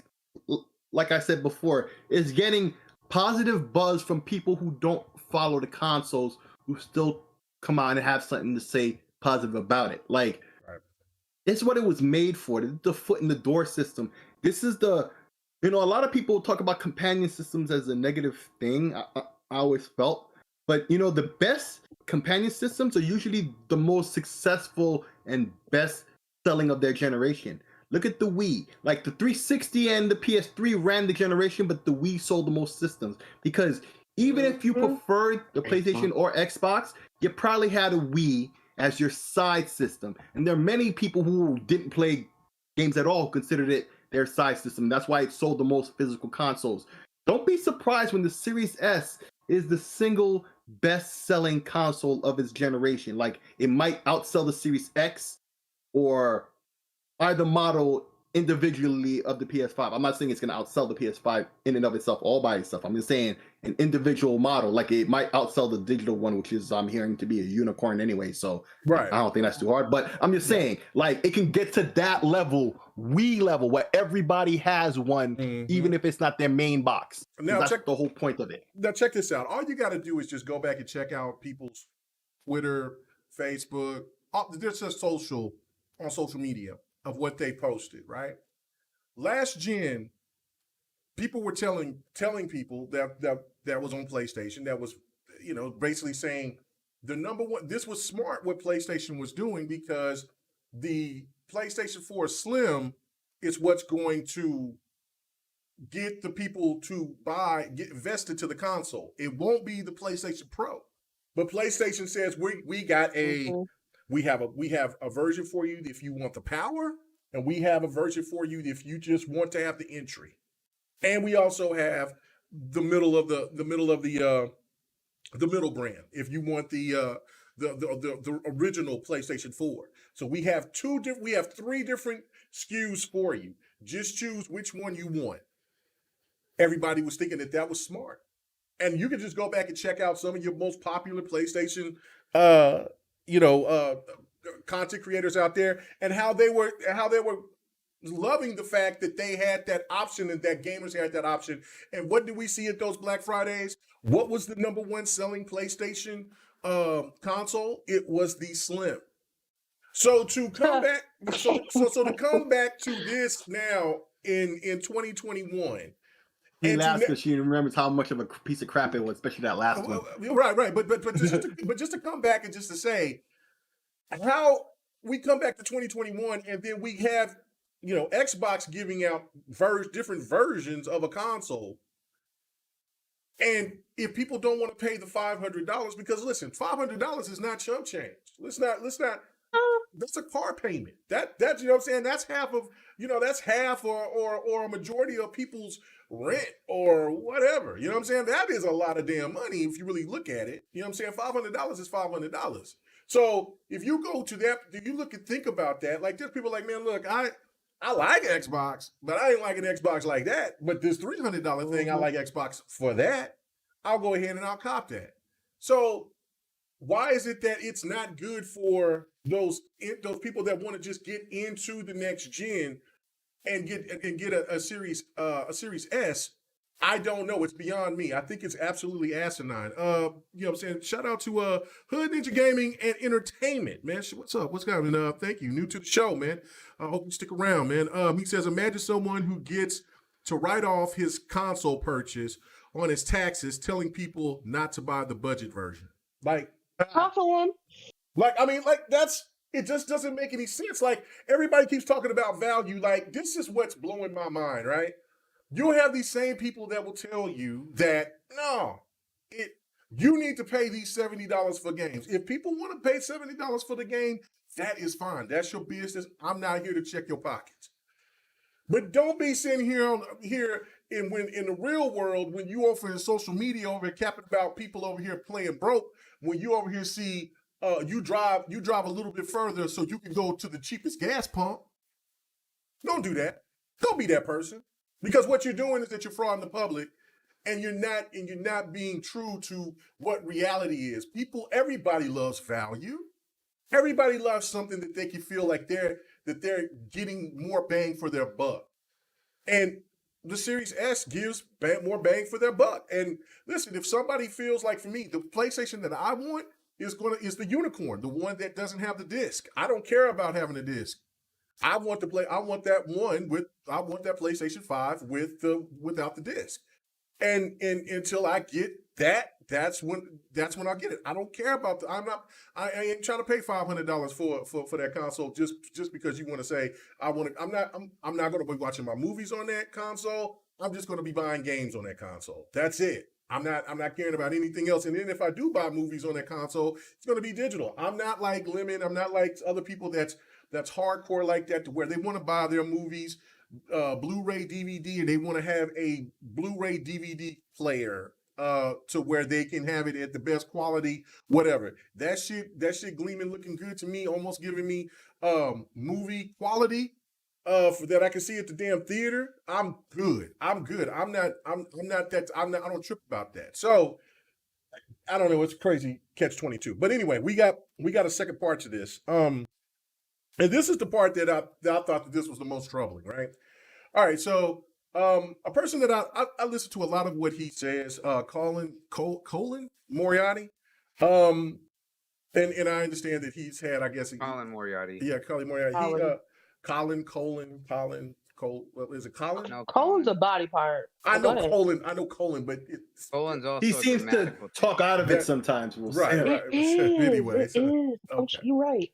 You're right. So anyway, but he was and he posted something. I was going to let it ride out, but I'm just going to go ahead and just kind of repeat some of the things that he said. And like I said, some of the things that I hear him say, I agree with. Some of the things I don't. This right here, I'm completely against, and I want to know what you guys think about it. And I'll start off with you, PK, on this. But what he said was basically that Xbox has ruined every new studio that they've acquired, they have ruined Crackdown 3, they've ruined Scalebound, they've ruined like there was Lionhead Studios, and so them to get it, because the conversation was basically talking about Take-Two because of that whole crazy thing that happened last week where the Take-Two guy was with Phil, and it made a lot of people ask a lot of questions, like, is Microsoft, trying to acquire Take-Two or anything like that, which I don't believe, but Microsoft has the money to buy damn near whatever they want. But question is that he was saying, like, that would be the biggest slap in the face to everybody that's in gaming, because if Microsoft did Take-Two, what they do with studios, they just ruin them. He talked about 343, things like that. So, PK, do you think that Microsoft it just pretty much kills off and destroys studios, while he basically was, it looked like that, he had to get that check because PlayStation was, he's been talking a little bad about PlayStation here for the last couple of months, especially this year. He's been really going in on PlayStation. So now he had to reel that back in, like, oh shit, man, this money get a little dry. I got to start giving good graces with PlayStation. So here we go. What do you think? Like, do you think that he is right to some degree, or 100% right, or do you think that he's 100% wrong about this? So it's just another situation where somebody just, they need clickbait. They stir up the heat on purpose to get, this is what they like to do. They think this is, and maybe it works for them. I don't know. We know it's not true. I mean, common sense, anybody with a brain knows that this is just baloney, but at the end of the day, I know I read an article. Well, it's not even an article. There's a website called the Pegasus or something, and this lady or woman or whoever she is wrote this entire article, and it was, he's not even sure. Tickled me because she was serious, and I wish you read that, because it just seems so crazy that somebody thinks that way, but they do. Oh, if you have that, I don't know anything about it. If you can find it and read it, please let us know. Oh my God. It's called the Pegasus Nation, and they have a basically like it feels like a cult the way it's explained. Hold on, somebody can find that. You can't. KMEGA, don't play dumb like you ain't heard about these, bro. Really? That is crazy to me. I don't know what you're talking about. Playing dumb. You a bad actor. You're never gonna get the Emmy like this, bro. You're never gonna get the Emmy like this. I feel mad. Sound like you ain't heard about this Pegasus Nation. That KMEGA of all people ain't heard about. She wrote. I gotta give it to her because she wrote so well and elegant. Until she said, "It is facts and it's not opinion that the PlayStation has the best games," and you can't call yourself a gamer unless you play PlayStation games. Not the Kawaii. Not the Kawaii. I can't do nothing but laugh. I mean, hey man, read that one more time so let the listeners get a little bit of it. You gotta look at the link. Literally, if you Google it, you'll find it. It's funny. It's not. I was just like, yo, this is crazy. Hell no. But yes, so the point is, some people out there believe what they want, which is real, and then you got some people who just want to stir up problems for the sake of getting clicks, because that's controversies how they make their money. They might not even believe it themselves. It's all a show. And that's all this stuff is, right? It doesn't bring anyone value. It doesn't educate. Never does. It's educating. This Twitch hack. That's educating. We gonna talk about that? I don't know. I don't think KMEGA had on his radar like that. But that's a huge thing. Well, yeah, that is a huge thing. I'll probably take out. Well, I do want to kind of talk about the Forge a little bit. So I'll take out something so we can talk about that. That's huge, man. Yeah, and the thing is, it proves. But hold on. We'll talk about that here later. Let's finish what we're doing with this, and then so we won't get sidetracked. So, all right. But go ahead. Do you have anything else you want to say about that? I'm just saying it's like, they just being extra just to get their money. Yeah. And good choice of words, bro. and that's all it is. I mean, it's our job to educate the uneducated people that may not know. Yeah, no, I totally get it. Okay, what about you, Bloody? I know you said that you probably want to get out of here in a little bit. So, what is your initial thoughts about what Colin said? And I mean, do you feel that he's right to some degree, or do you disagree wholeheartedly about the whole? Because he went on a rant, basically just saying, "Look, man, this, Xbox, they keep buying up these studios, but they just keep on constantly, pretty much fucking them up." So, is this some truth to that? Why would somebody let themselves get bought if that's the case? Well, that's a good question, and it looked like Buddy was not prepared for that question. So I'll go to you, Slayer. What about you? What do you think? I want to check if I'm muted. Oh, okay. All right. This is just like I was saying before. Excuse me. It's the same. Excuse me. Hold on. I need a quick drink here. Wow. What this is about? I don't think I've ever had a falling out on GRG. That would be a first. Well, that's crazy. That's crazy. Anyway, what I was saying was that it's just like I was saying that Pegasus Nation was getting a hold of your ass. It must be, man. Must be, man. But geez. Yeah, so it's just like I was saying before. Clickbait, more drama. Colin Moriarty isn't a person I've ever followed. Even when he was on IGN. Like, he was one of the names that I know, when I first had disdain, first developing a disdain for IGN, he's definitely one of the elements that brought that upon me. That's why I developed that opinion from. He's one of the main names I could point to and say, this is a dude you should not listen to no matter what his opinion, right or wrong. He's not here to inform or anything else, but to divide and stir up more controversy and just to get clicks and attention, and that's what he's all about. And he just one of those dudes that don't play games. He don't play games, so he shouldn't have an opinion. People shouldn't listen to people who don't play games. They don't have an opinion. You saying if that man don't play games? Come on now. No. Show me the receipts. Well, he explained that. Well, he did explain that, and it does make sense. And I've heard this from many people. Like, his so-called receipts were part of his, his IGN accounts and all that stuff that got white, blah, blah, blah. This is what he says. But you know what? I have seen that from other people that we know for a fact that play games. Like, for example, Destin, right? Still with IGN, but also doing his own independent thing, right? There's a lot of that stuff that not on record. So that proves the point to me that it could be true. But at the same time, like I said, what this guy is all about, it doesn't matter if he got the receipts or not.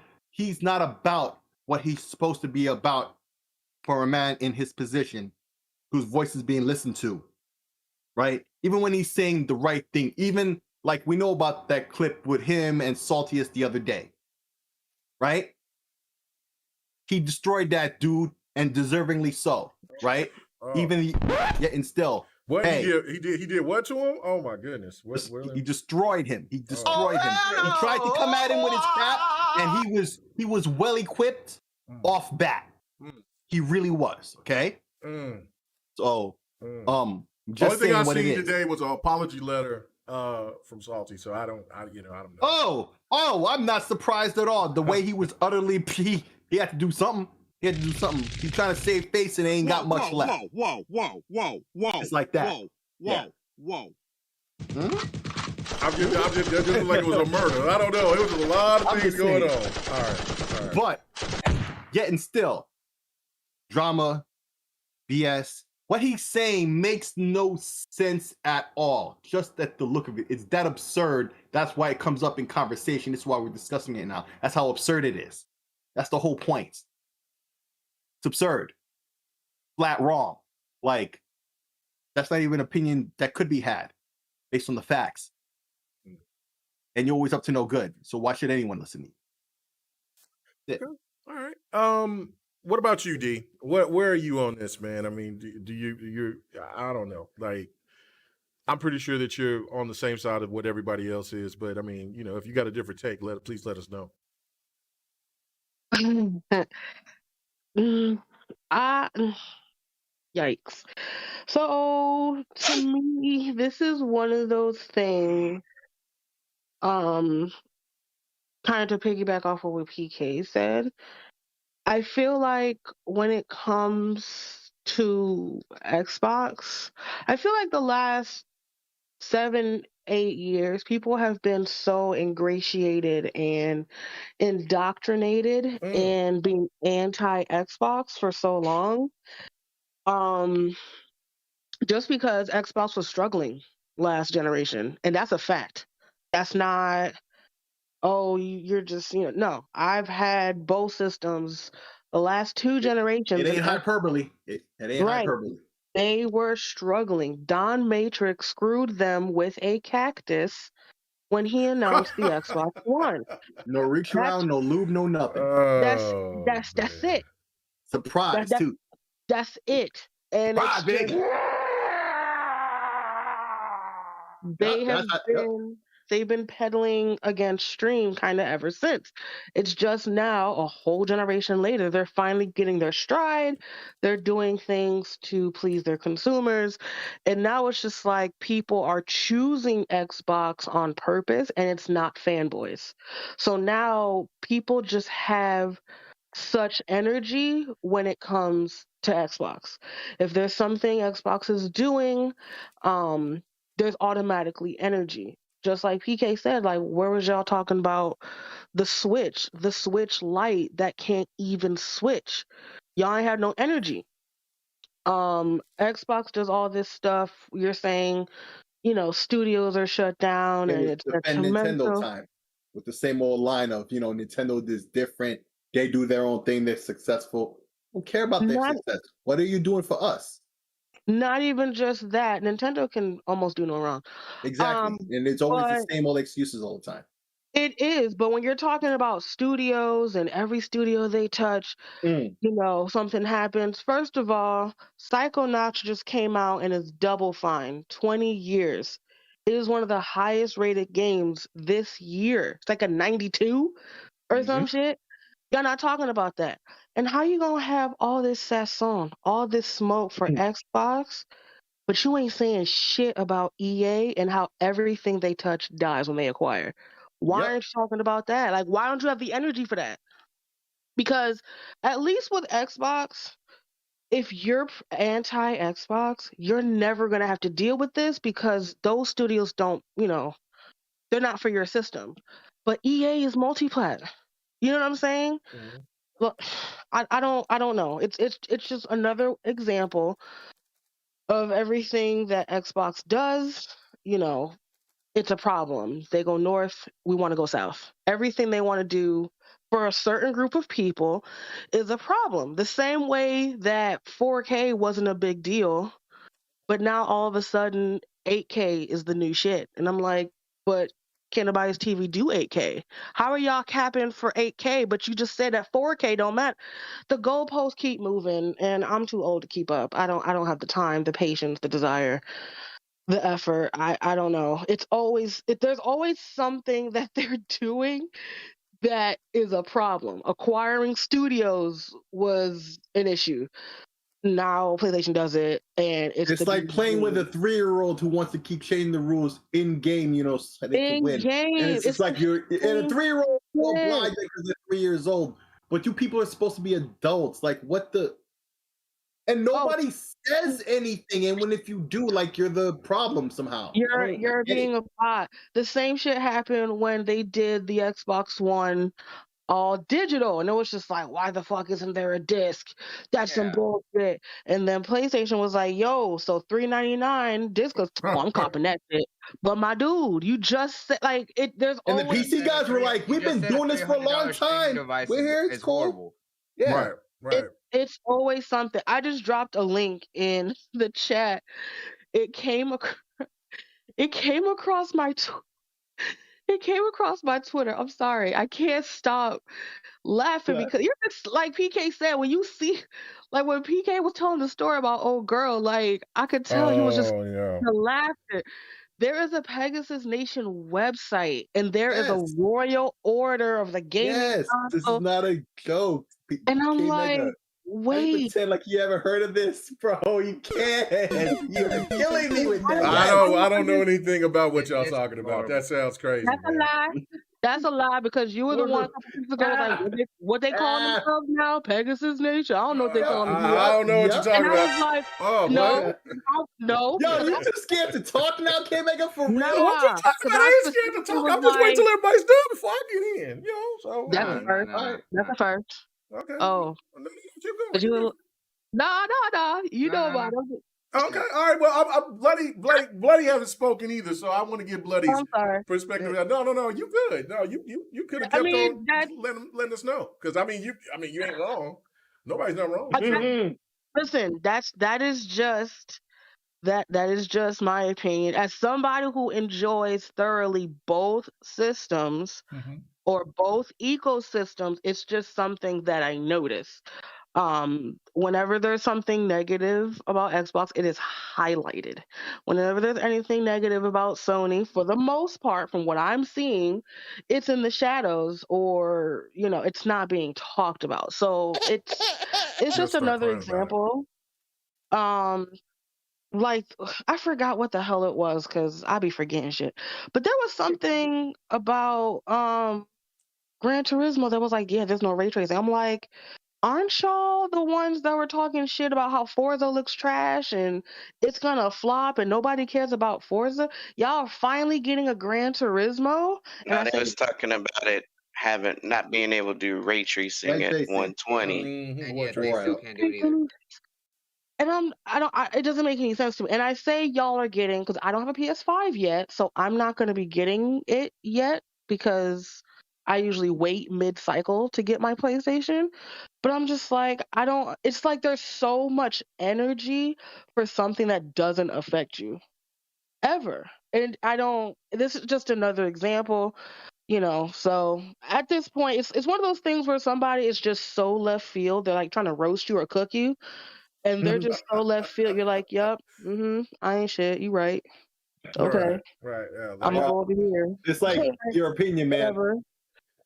Y'all got it. Like, y'all got it. Yeah. You got it, bro. You got it. Yeah, just like you're talking about, like this Pegasus Nation stuff, which I don't know anything about it. I don't know. Shame the devil. Really? My mind can't comprehend shit like that anymore. I've got to a certain age where I just I can't do it. Hey, drop it, move on. All right, well, okay, so Bloody, did you have anything that you wanted to say on this? Fair enough. Listen, there's nothing that can be said that hasn't already been said. The thing is, we talked about this months ago, where that lady said that she was quitting the whole industry because she's like, one of the things that she lashed out about is like how people let someone like Colin Moriarty become a voice in the industry, and Colin has his moments where, right, he makes good points. There's other times where it's just like, I don't know if he's saying something to and we know that there's people who literally say certain things because of the fact that they want to get the certain attention and they know it's going to rile people up. And there's other times where it's just like, I wonder if he means half the things he says, or he's saying it because of the fact that this is what people want him to say. No, I don't know. It is. It's like, who in their right mind is gonna say that Microsoft acquiring any studio is fucking heinous in its own words with a capital H, and yet Sony doing it isn't. Any company, any publisher who's gotten into the industry has had to buy their way. Nintendo did it back in the damn 80s. They were literally a trading card company before they got their start. How did they do that? By buying hardware and buying people who knew how to make things and said, hey, help us. And people were like, okay. Sony wanted to help Nintendo. Nintendo ended up not liking what they did. And then Sony said, you know what? Screw you guys. We'll make our own console. And they did. And how did they do that? They literally bought their way in. Microsoft came into the industry in the early 2000s and said, you know what? We already make computers. Let's try to do something with consoles. And guess what? They did. They didn't buy their way into the industry when it comes to hardware because they knew how to do it because they were making computers. But what they do, they had to buy studios. But guess what? Each company that has come into the industry has innovated in their own way. Nintendo was one of the earlier ones with how they were utilizing cartridges, and they were able to utilize cartridge and memories, and the way that they did it from the NES to the SNES all the way to the N64. Then Sega Genesis did the same thing when Sega came around, and guess what? They said, you know what? You have a limited audio capability. We're going to introduce in our hardware better audio sounding quality, so that way you have better audio. That came out from the way that a lot of games and music sounded on Sega consoles. They also had a different a gamma palette because of the fact that they had a wider variety than what Nintendo was limited to. Sony introduced memory cards as well as were the first ones to really utilize discs, whereas Nintendo was still utilizing cartridges well after. Until probably the GameCube. That was after the PS2 era. Yeah, they were still utilizing cartridges. And guess what? They went back to cartridges. Over that. They lost Square over that, and gave them a big win with Final Fantasy. Like that one decision, like changed history. You know, exactly. It would have been very different off of that one thing. So the thing is, Microsoft has had bad history. Yes, they have shut studios. But there has been no company that hasn't shut studios. Sony has a bad record of shutting studios as well. People want to praise them and say that they've never done anything. Hello, everyone has been super excited about the fact that they brought on, Fire Sprite or whatever, which is basically just SIE London all over again. And guess what? SIE London was made up of Synosis, which they closed almost 10 years ago. Mm-hmm. Yeah. That was one of the first studios they bought to start PlayStation's that was internal software development. Wasn't that the first company that worked on Wipeout? Yes, it was. Yes. Yep. Psygnosis. Yep. Legendary on the Amiga, you know. Yeah, they were great. Let me read this from the Friendly Neighborhood Blue Shell. Member for 11 months. Oh man, that's right, guys. You can be a member, man. Come and support the channel, come and support GRG. Would definitely mean a lot. I do appreciate it, man. You're almost a year in. Can't thank you enough, neighborhood. But he says, hold on, let me read this. He says, Pegasus shooting star attack for those who get the reference. Oh God! Wow! All right! Wow! All right! Wow! Anyways, what I'm trying to get at is that here's the thing that Microsoft has done. Even though they've shut their studios, the two biggest ones that they shut down was Lionhead Studios, and that was the team that did Fable. But you know what? Most of the team who worked at there went to other studios within their network still. A lot of them went to Rare, and now some of them are working back with Playgrounds to help out because they have that history. And some of them stayed at Rare because guess what? They're happy working on things like Sea of Thieves. Oh. The biggest loss that they had was Bungie, but that's because Bungie wanted to be independent. And then guess what? They ended up selling their souls to Activision. And look at how that all went with what happened to Destiny. And now that Bungie's back to being independent, they've having to do a lot of different things that are helping them with helping them try to raise money and get back to being steady again. Okay. All right. Either way, the fact is Microsoft has made bad decisions. Yes, they've closed studios, but the fact is they're finally righting the ship after an entire 8 years has reset almost 20 years of work. They have more funding, they have more trust in the industry, and they have more trust in their community. Yes. Than they've ever had. I was like, companies, people fail to realize that Double Fine never ever wanted to be owned. Tim Schafer has always said that he wanted to be completely independent. I remember he saying that last gen. Yeah. Yeah. And yet he was saying, you know what? Yeah, we'll be first party. Because you know what he said? He said, hey, now we no longer have to worry about funding by kickstarting projects or doing outside resourcing to help fund other projects that we want to make. They now have the full safety and safety net of having full dedicated backing. And this is right, and this is one of the things that a lot of people keep forgetting as well. And Cali Rex, I will let me read this right fast because he was saying that it wasn't Sony London, that was Sony Liverpool London. Liverpool. Okay, Liverpool. Yeah. Okay, Liverpool. Okay, so yeah. So Liverpool is basically Fire Sprite. So here's the thing: Microsoft never had any of their teams or had to basically leave, start a brand new studio, and then get picked back up. That's what it is. Right. And so this is the thing too. And this is what cracks me up about Those this are my whole parting talk. words. I'm out. All right, man. Where can they find you at, Bloody? He told me. Oh, he's already gone. All right, he's already gone. Okay. I was saying where they can find me at here is that they can find me all over the place. They can find me at Twitch. They can find me on Facebook. They can find me on Twitter. They can find me at Instagram. They can find me on Trovo. All that bloody nuts. Y'all know how it is.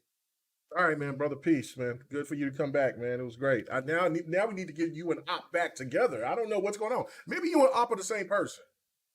I don't know. That's probably what's going on, man. I'm fine. You never see Batman and Bruce Wayne at the same time. I'm starting to get a little nervous right now, man. Because you know what? Because I would have swore when I was in LA, I seen Op and Bloody together. But you know what? I don't know. Because I still don't know what. You know what? I don't know, man. That's Op. I don't know. Anyway. And Op is mysterious, man. Like I said, I saw him, but I didn't know what nationality he was. Lord have mercy. Oh my God. Anyway, big shout out to Op. Anyway, so so goddamn messy. So goddamn messy. Man, and I am messy. And you know what? Thank you, Rain. He says Mega is Bruce Wayne. So I got my turtleneck on tonight. That's what you're saying. You saying I am in full control of the show tonight. Thank you. Oh, still Rain. What up, homie? What's up? Oh, no. I mean Rain G4. Yeah, Rain G4. So yeah, he said Op is what the hell is that? What is that? Escaron? What is that? ETRUSCAN. Etruscan. What is that? I don't know. I just know how to say it. What the hell is that? Say that again, please. I don't know. I just know how to say it. Say it. He's asking you. Yeah. I don't know what that is. Etruscan? Etruscan? Etruscan? Etruscan. I don't know. Yeah. I tapped. It was at this moment that he knew. You knew you fucked up. Lord. Big time, bro. Big time. I don't like what is that? What is that? Good one. All right. Okay. No all right. So, all right. I don't. Oh, pre-Roman. All right. Thank you for it because I didn't know what the hell that was. Oh, okay. Oh. He said Very romantic. I love it. Damn, you said PK was sick. Yeah, PK did sound not in the weather. So okay. All right. Okay, that's fine. So PK is sick too. So okay, it's back to the 3. So all right, so we can knock these other 2 topics out in the proper time. Let's go. All right. So I do want to comment on this too as well. Is that okay? So for me, I like I said, I don't. Colin can say whatever he wants to. Of course, he has the platform to do it. And I don't disagree with everything that he says. I think that a lot of things that he said, especially regarding this year, I agreed with. This was just over just pushing that line of just like, man, I'm probably having PlayStation Nation kind of think that I might not be in their corner. So let me get back into the good graces because that's the only, because when he was bringing up these studios, when he started talking about Scalebound, Microsoft don't own Platinum. When he was talking about Crackdown, Crackdown 3, we was talking about Crackdown 3. So, Xbox don't own Sumo Digital. Oh. You know what I'm saying? When they talked about, the only ones that they could talk about is basically they can talk about what Rare was. You can talk about Rare, you can talk about Lionhead Studios. But again, Lionhead Studios, that was under different management. And so you can point out, but if you want to talk about Crackdown 3, you want to talk about Scalebound, well, shit, this is the reason why Xbox is buying the studios that they're buying. Because they're tired of the middleman. They played that all last gen. They went ahead and was over here like, okay, Rod Son of Rome, Crytek, we really want to support this. So how about you let us get this IP or whatever. Nah, we good. Nah, it didn't do this and didn't do that. Okay, what about you, Remedy? We really do love Quantum Break. Okay, and I love Remedy. You know what I'm saying? But Remedy was like, and then you got Insomniac with Sunset Overdrive. Didn't meet expectations, and then what happens? Sony swoops them up because that's where they really wanted to be, and that's just business. That's just the way it is, right? So Microsoft has gone through, and then you got, of course, like I said, Platinum, and then you got the situation with Sumo Digital and all of that inner whatever the hell that was going on with Sumo Digital, and like there was the person that worked on the previous Crackdown games, then he stepped down. Then there was other people that came in late, and the game just a big mess. And so what Xbox was like, nah, we're just going to buy shit and do it in-house and start this. So where we know what kind of funding we could do, because I guarantee you, this was the straw that broke the camel's back, was Platinum Games. No question in my mind. After they put all that money up for Platinum, and then all of a sudden, Platinum's got all these other games popping off, and then next thing you know, and then everybody's blaming Microsoft for some shit that Platinum should have been blamed for. And then Platinum, a year or so later, comes out and says, yeah, it was our fault. After the heat died down, nah. Wait, what game was that? Scalebound. Oh, it was Platinum's fault? That was Platinum's fault. Because Microsoft paid them the money, right? And so they had a deadline. Well then, and this is in normal fashion, that the game wasn't ready. Okay, but Microsoft went up to him. It's like, hey, where's this game at? Well, they were going to present it out there at E3, and when they did show it at E3, then they only showed it to a select few, I believe, because I remember when Rand sit there and talked to me and told me, like, Mega, that game ain't going to come out, bro. That game, he was like, man, that dragon is over here doing the damn hammer dance. That shit's doing the moonwalk. This shit's broken. I'm like, no, don't say that to me. He says, man, this shit is gone. It's finito. It's curtains, man. It's Titans. It's out of here. I'm like, don't say that shit to me, Rand. And I made Rand feel some kind of way because I was hot. I was pissed, not at Rand, but I was just pissed because that was my most anticipated game with Scalebound. Like, that was my Christmas. That was everything to me. I wanted that game so bad. And once I sit there and then maybe he was like, damn, maybe it's just too goddamn emotional for this. Maybe I shouldn't even be doing YouTube. Because I was hurt. Like, you can't be, and yeah, I was hurt. I was hurt about Scalebound that coming. Right. And so that was basically not like, what? And it come to find out everything happened. Like, they gave him the money. And that's why I've always made this point about saying, like, let's just say that you have a car that you want that you want to be fixed. And this person gives you a price and tells you how much that car costs to get fixed. You give them the money. You go pick up the car because you have a date of when the car is supposed to be fixed. And then the next thing you know, they're saying, well, it's not yet fixed and we're going to need a little bit more money. You're going to say, what? But then you go ahead and you pay that extra money and then they do it again. Then what are you going to do? Right? Like, you can't just keep letting people just run over you. You know what I'm saying? And so when Phil said, nah, man, we ain't giving you no more bread. We ain't giving you no more time. Show's over. And then people was like, this is the problem with Xbox. And of course, it was the Xbox One a year, and it was just pile on after pile on after pile on.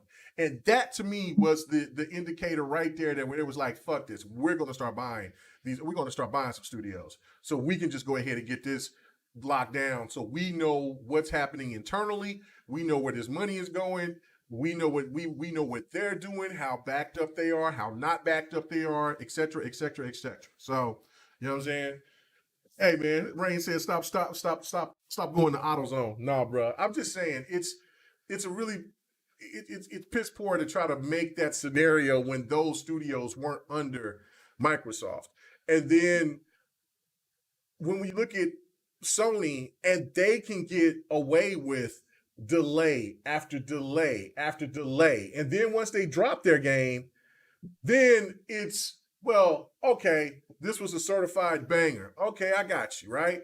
But what about the other hundreds of games that Sony dropped And then like those games were pretty good, but then they dropped those studios because they didn't meet expectations, right? Like I don't even, it just didn't make any sense to me. I thought it was asinine overall.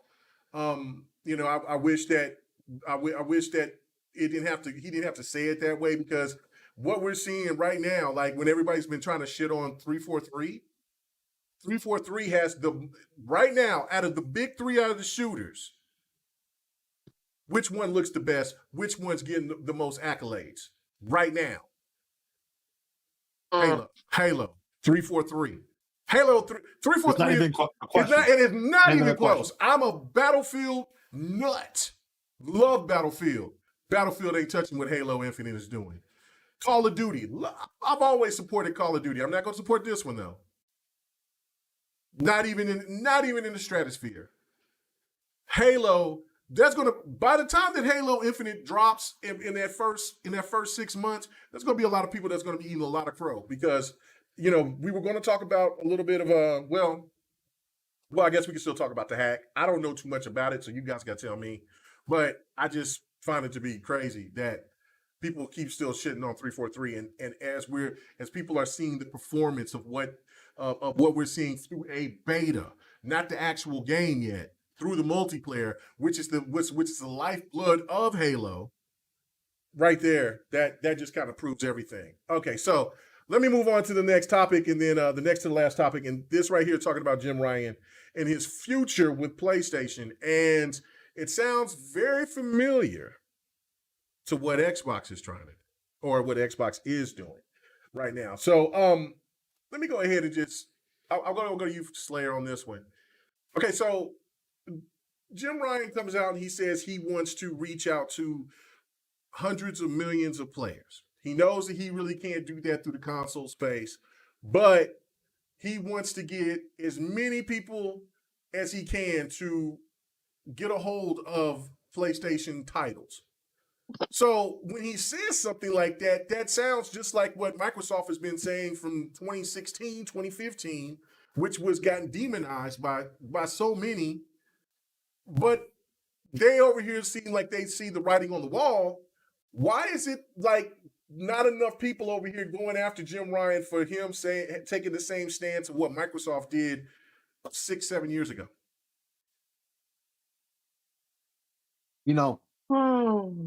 I got a little angel and a little devil on my shoulders right now. And I got a choice to make. I got a choice to make, I choose war. Oh! Let me tell you.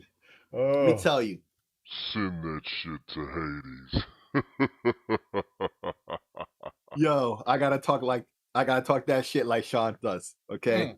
Okay. So shout out to him, Dirk Griggity, and all those guys over there. Right. On their podcast. Real talk. It's ironic how I never had the words for this pretty recently.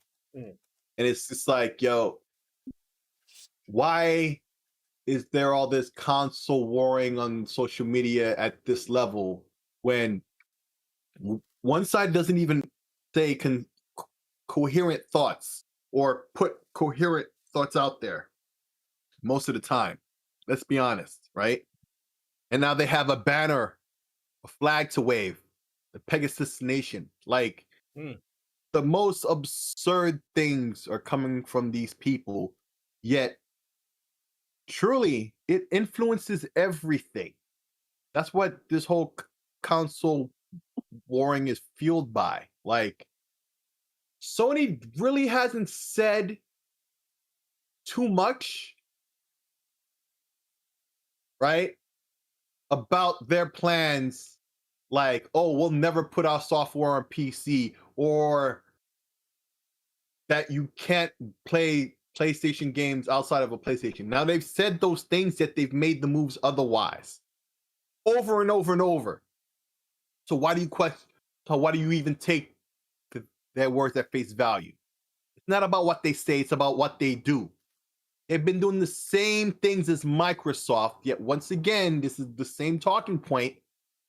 Microsoft gets crap for what Sony does too. and it's just straight logical. Like, there's only so many console gamers to sell to.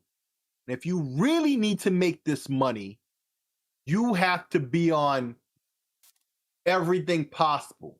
And one of the key platforms to branch off of, to get those other platforms, is the PC. From that, you can do your mobile versions and other things, right? Like, you have to hit all platforms, just like Microsoft has been doing, but had to answer for everything. But Sony gets to do it for free, and people are wondering now. We're talking on podcasts like, what their plan is. What do you mean what their plan is? Their plan is the same plan that Microsoft has. It always has been. The only difference is Game Pass. And I've been saying from before most other things I'm known for saying that, PlayStation has 5 consoles now and 2 handhelds worth of history to create their own platform on, right? Something to compete against Game Pass that nobody else can ever question, because those are all PlayStation games that were PlayStation exclusive that they wouldn't have to break exclusivity on and have been for all this time. Like, would always be there. Wipe out games like that are synonymous with PlayStation, right? But they don't do it. But it seems like the fate of the entirety of Sony rests on the shoulders of PlayStation. It's been that way for a while now. If PlayStation doesn't do well, Sony as a whole doesn't do well. All their other businesses aren't enough to keep the company afloat. They're just not. They depend on PlayStation to do well. So they're at a point, it seems now, where ain't no time for games. They could say whatever they want. You could listen to, to fanboys arguing on social media. Look at the moves they're making. They're putting their games on PC. They've got other plans in the works we've seen from them. They're releasing stuff quicker than they're known for on PC, right? Who knows if they create their own Game Pass eventually after all, despite, what they've been saying. Because what they do and what they say never match up. They never had that. It's PlayStation. That's they're known for that too. Let's not forget. I'm not saying that as shade. I'm just saying, hey, don't trust just because they said that they won't, that they absolutely won't. They probably will if they say they won't, ironically. So, hey, this is a business. They need this money, and they're going to make whatever move, and they don't care about your feelings. They don't care about how long you've supported them, how many games you bought, how much you cap for them. They don't care about none of that. They care about this money. It's a corporation. That's the only duty they have, is to their shareholders, to make more money than they did before. No matter how good they did last quarter, this quarter you got to do better, or you're messed up. You could have made $25 billion last quarter. If you make 23, that's an L. If you make 26, that's an L, because it's really not that much more. You got to make some kind of leap more that's noticeable for them to be like, yeah, you did a good job. That's the mindset. Money, money, money all day. So they're going to do what they have to do. They put their games on console. It's the beginning, right? They sell out until the sales have dwindled to almost nothing, and they have it on PC. Maybe they'll do a remaster or whatever if it's in between consoles, right? And then you'll see it. Hey, it could be on competing systems. Who knows what the next level is? This is what they're doing from now on. Nothing is exclusive forever on PlayStation or Xbox. It seems to be going that way. Like I paused there for a second because no, it ain't no scene. I'm saying for Sony. Yeah, what I'm saying for Sony could be equal for Microsoft. Halo could be on a Nintendo platform one day. Stranger things have happened. Yeah, stranger things have happened.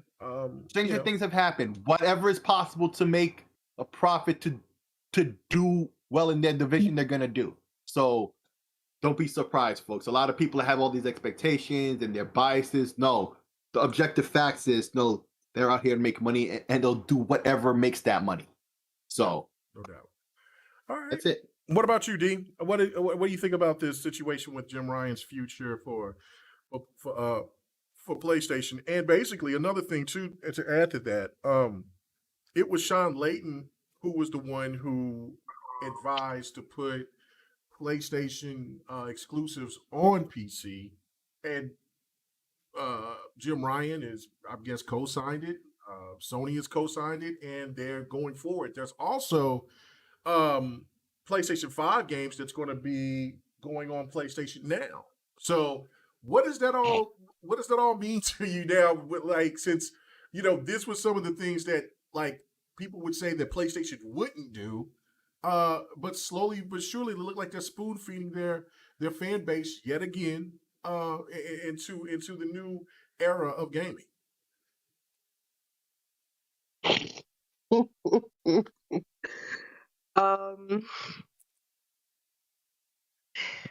So I just want to piggyback off of what you just said. It's not just something that they said PlayStation would not do. It was something they said PlayStation did not need to do. That was the storyline. My thing is, y'all know how I roll. Like, I'm looking at how people have been moving, how people have been talking, things of that nature. And one thing for me that is a bad habit, I hate to say it, is when it comes to Jim Ryan, everything that he has done and said, that he has gone back on, that he has adjusted his statement. One thing about him that sticks out in my mind is that he does not make amends to his statements. He just makes new statements. And what I mean by that is he just keeps pushing.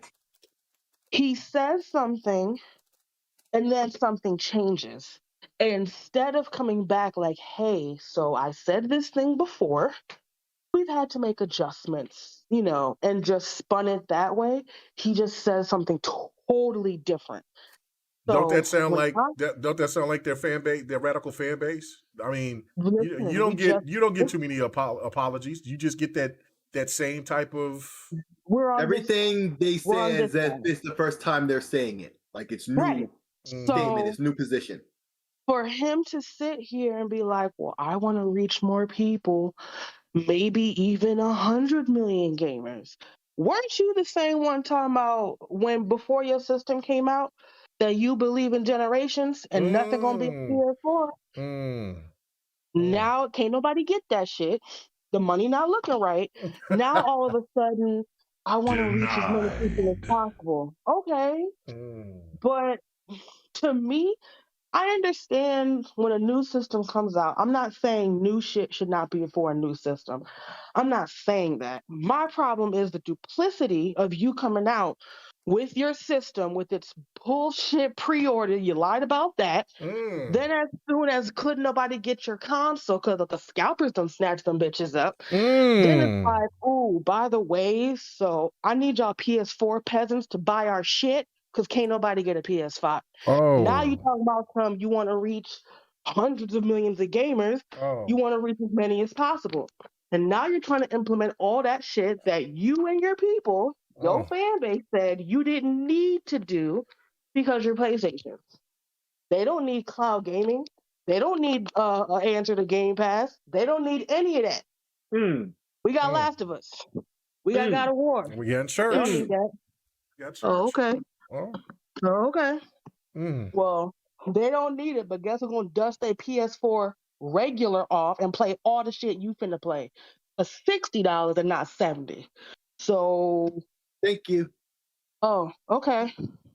Because now you're talking about something you want to reach people. Where was that outreach when the shit was coming out?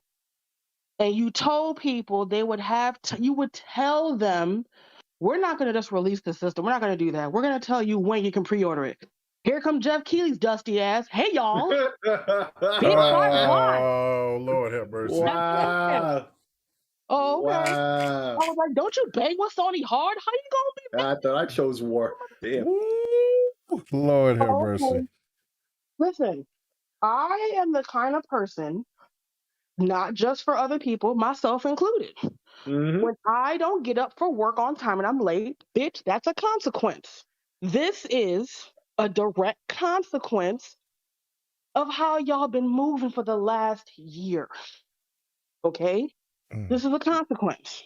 Now you think you want to reach people. Well, maybe we should do more cloud this. Maybe we should do whatever the hell else. And people are going to eat it up. Now, again, disclaimer, as I always do. I'm not talking about regular people who play games and their preferred system is PlayStation. But a lot of people, they're cool. They literally just like that platform. They good. Talking about the people that will die and bleed for Sony.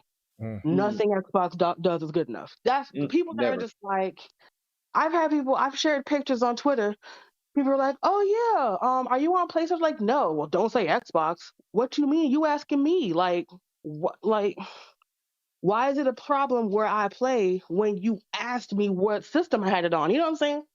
Shit like that. So I basically heard what he was saying about who he wants to reach. And it's like Six said, I need people to realize it is about the money. At the end of the day, this is not a charity. This is not a non-profit organization. This is pro-profit. How can we get the money? Whether y'all like the shit or not. When's the money coming to my account? That's all I care about. That is it. That's it. When y'all caping and sorry, they don't care. Oh, you pre-ordered? Bitch, make sure that money in the account when the ship date comes, because I'm taking that shit out. Like, that's all there is. It's a business. That's all it is. I mean, give me your fucking money. Right. It's not. Yes. And people are like, oh, that's fucked up, and I can't believe they're doing this, but you still pay that money, right? Because you got that card out, right? Oh, okay. Right. Shit not gonna change if y'all keep paying into it.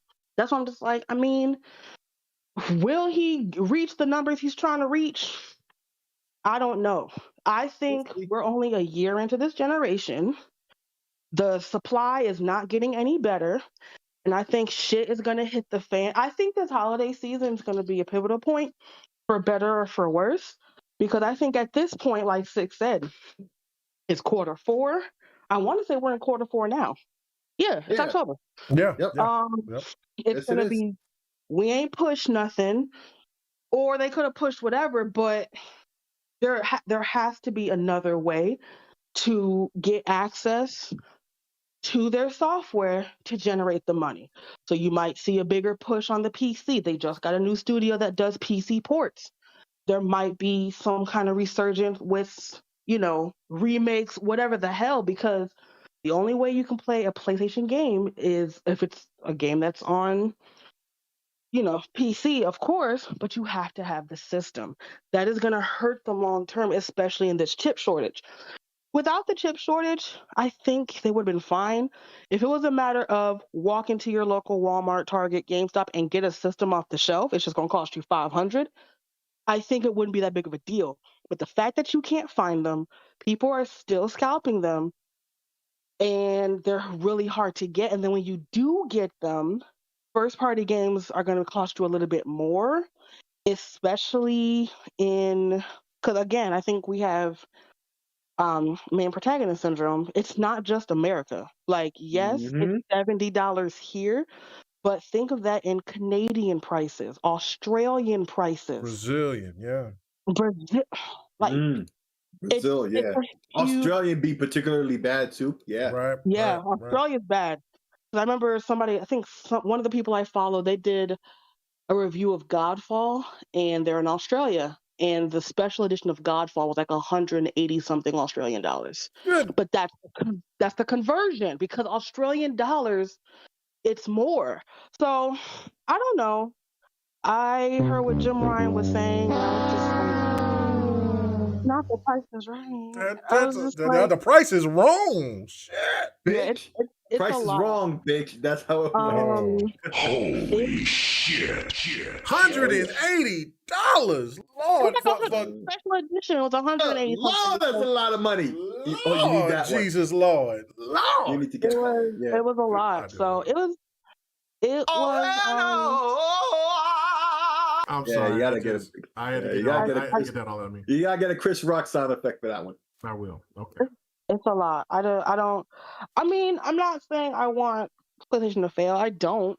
I definitely want to get my PS5 mid-cycle and have the same enjoyment with all those games. But when he said that, I was just like, "But this is a consequence, sir. Like, what are you gonna do? Now, what are you gonna do?" I will say this: Cali Rex posted this earlier, and he was saying he asked me, "Did I see the news that Sony could be investing $7 billion in the Japanese government in TSMC Japan, a Japanese factory that will make semiconductors?" Okay, so they need that just in general. They definitely Sony.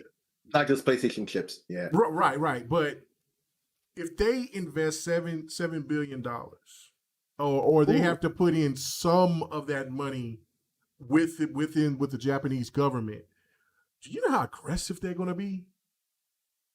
On chips, they'll have priority. That means that they're going to have to do some things to get that change, right? Like they're not going. They got to make that money back. They got to make that money back, Jack. And it's not just going to be selling consoles. They're going to have to start pushing, Jack. They're going to have to start really pushing. Because it takes the consoles for the companies to actually get a profit is towards the end of the generation, middle end. Yeah. So I mean, no, Jack, no. That I'm not saying that what Cali Rex posted was wrong. I mean, it could definitely happen, but if you're investing $7 billion, that's extra money that you're spending elsewhere than what you're spending on other things within gaming. I mean, this is very important, but it's also they got to be ultra aggressive. They can't just stay in their box like they have been, in my opinion. What do you think? Well, that's basically what I've been saying the whole time. Like, they can't stay in the box of putting games on PlayStation consoles and nothing else and thinking that's enough to pay the bills now. It's just not. There's not enough people on PlayStation who buy enough games to do that. No. Right? There's just not. It's not enough for them. So they got to do other avenues, to get revenue. Yeah, and it's smart. Of what they've created. It's just smart. Everybody else is doing the same thing. Like, I'm listening to somebody go on a crazy-ass rant talking about, well, the PC guys will be bragging about that they got the best platform because they'll have Xbox, PlayStation, and then they'll eventually start getting Nintendo games, plus on top of the PC exclusives. So the fuck what? Like, I mean, if you are a PC gamer, you are a console gamer, why in the hell does it matter that there's another that PC gets the best of all the worlds? You know what I'm saying? If that means if you're jealous of that, it started from that, right? Right. If you're jealous of that, then build you a PC and be a part of the PC community. But other than that, stop crying about other people having other things that, like it doesn't that you don't have. And I realize this is what it is. Yeah, this is what I realized finally, and this was the epiphany I forgot to mention before. Yeah. Okay, the problem is these people have built their identities off of that. Yes. And all of that has crumbled away. All of that has crumbled away. Utterly, completely. Right? But yet they still fight for it. And the ones that who fight the hardest for it, they seem like the biggest fools. Like they really are going hard in the paint, like beyond logic. This is like way beyond logic because they lost that war way back in the long ago. Okay, they've been lost that war, and they're off on Looney Town now, and I don't just like. It's a hard thing when your whole identity is based upon that. There's no other way you can go. It's ingrained in your soul, your DNA. You can't seem to think no other way. It seems with these people. I don't understand how you not realize the truth right in front of you. Listen, this is when you seem to lie around it. And I say this, and I probably say this every week. I just to keep it in people's heads. Remember that there were people that were trying to tell you that Japanese games weren't shit. That they were telling you that Japanese games, you shouldn't play them. You shouldn't have to worry about them. That you know, who plays Japanese games, blah blah blah blah blah per se, right? And then look after they did the you know, wrestling heel thing, and now all they do is praise Japanese games. Just think about that for a second. You were having people that were actually believing that, and there's people that still to this day say, "Well, I'm not really into Japanese games." How long have you been gaming? Oh, I've been gaming for 30 years. Then you like Japanese games, right? Well, no, hold on, no, but they're lying because you like Japanese games because if you started off on an NES, what do you think those are? Those aren't American games. If you started off on Sega, that's not an American company. That was 30 years. You didn't try no Atari, nothing. It was right. Like Nintendo. if you came in before, platforms. Yeah, you're right. If you came in before the Atari generation, then okay, we'll give you a pass because that's not 30 years. That's like 40, 50 now. Yeah, because that was older guys. Yeah, Magnavox and then other things. Yeah, and then in Atari. the 70s. Yeah, that's further along now. Yeah, that's further along. But if you were 80s baby, 90s baby, 2000s baby. Yeah. That's all Japanese platforms. There was no American platforms of note until Xbox. No. Stop frauding the public. Now the 3DO. Is Panasonic Japanese? Yeah, but 3DO was started by Americans. Okay. And multiple companies could have made systems. It was only Panasonic that decided to, and then Sanyo. Yeah. So that's the thing to me that just makes me feel. I mean, just makes me look at you like fools because. You may not like. You can't tell me that you don't like Japanese games because you grew up on them. So stop it. Just because somebody says, "Oh, well, these games are from Sweden or from the Highlands or from Holland or some shit," that doesn't make that game is better than something that came from Japan or from Korea. Stop it. Because last time I seen. That Monkey King game, what is it called? Bok Wong To. What is that game called? It's the Monkey King, but it looks real good. He turns into a bug, and then you see me show that gameplay. Wukong. Everybody capping for that. Everybody like, no, I got to play that. Ain't nothing really looking like that. And that's a game from the East. I think that's from a Chinese company. So let's not small development group. Yeah. So let's not do that. I can, but that's the thing to me is where people keep trying to make these narratives and they just don't fit. They don't make any sense. They keep trying to make you think to try to say like what I'm just reading right here. Saying that the Xbox is just worthless. If the Xbox was worthless, then it would be selling less than what the Dreamcast sold. Or the Atari Jaguar, or the 3DO. I'll put it to you like all this. the consoles that faded away was into worthless, the right. I'll put it to you like this. If the Xbox was worthless, you wouldn't have to make an article to say it. Everybody would just know it. It wouldn't be a question if it was worthless. Absolutely. Stadia. Right. Same thing with Stadia. Nobody told it. It just is. That's 100%. Oh, I just deleted the app off my phone today. See that's right. People don't have to say it; they just know it. Like they just do it. When the Vita went away, nobody didn't talk about the Vita. They just knew that it was going away. When the Kinect went away, nobody wasn't talking about it anymore. But that's the thing. People want you, and I love the Kinect, but I mean, the new Kinect was. That whole thing of trying to force people to get that connect with the console, they should have sold it as a separate entity, and they still would have sold a ton of those bastards because they would have sold a ton of them. You know, I don't know if they would have sold as many as they did with the 360 because we don't know what kind of games that they would have been able to be pushed, but they would have sold more. And that to me, that I just, that was just a ridiculous thought, just ridiculous to try to force that. But if Xbox was in such a bad state, right? Like, remember, people said that about Nintendo. Nintendo, the Wii U, oh, they're done. Yeah. I was even believing like, oh shit, like, I don't know if Nintendo can come out of this. And what is Nintendo doing right now?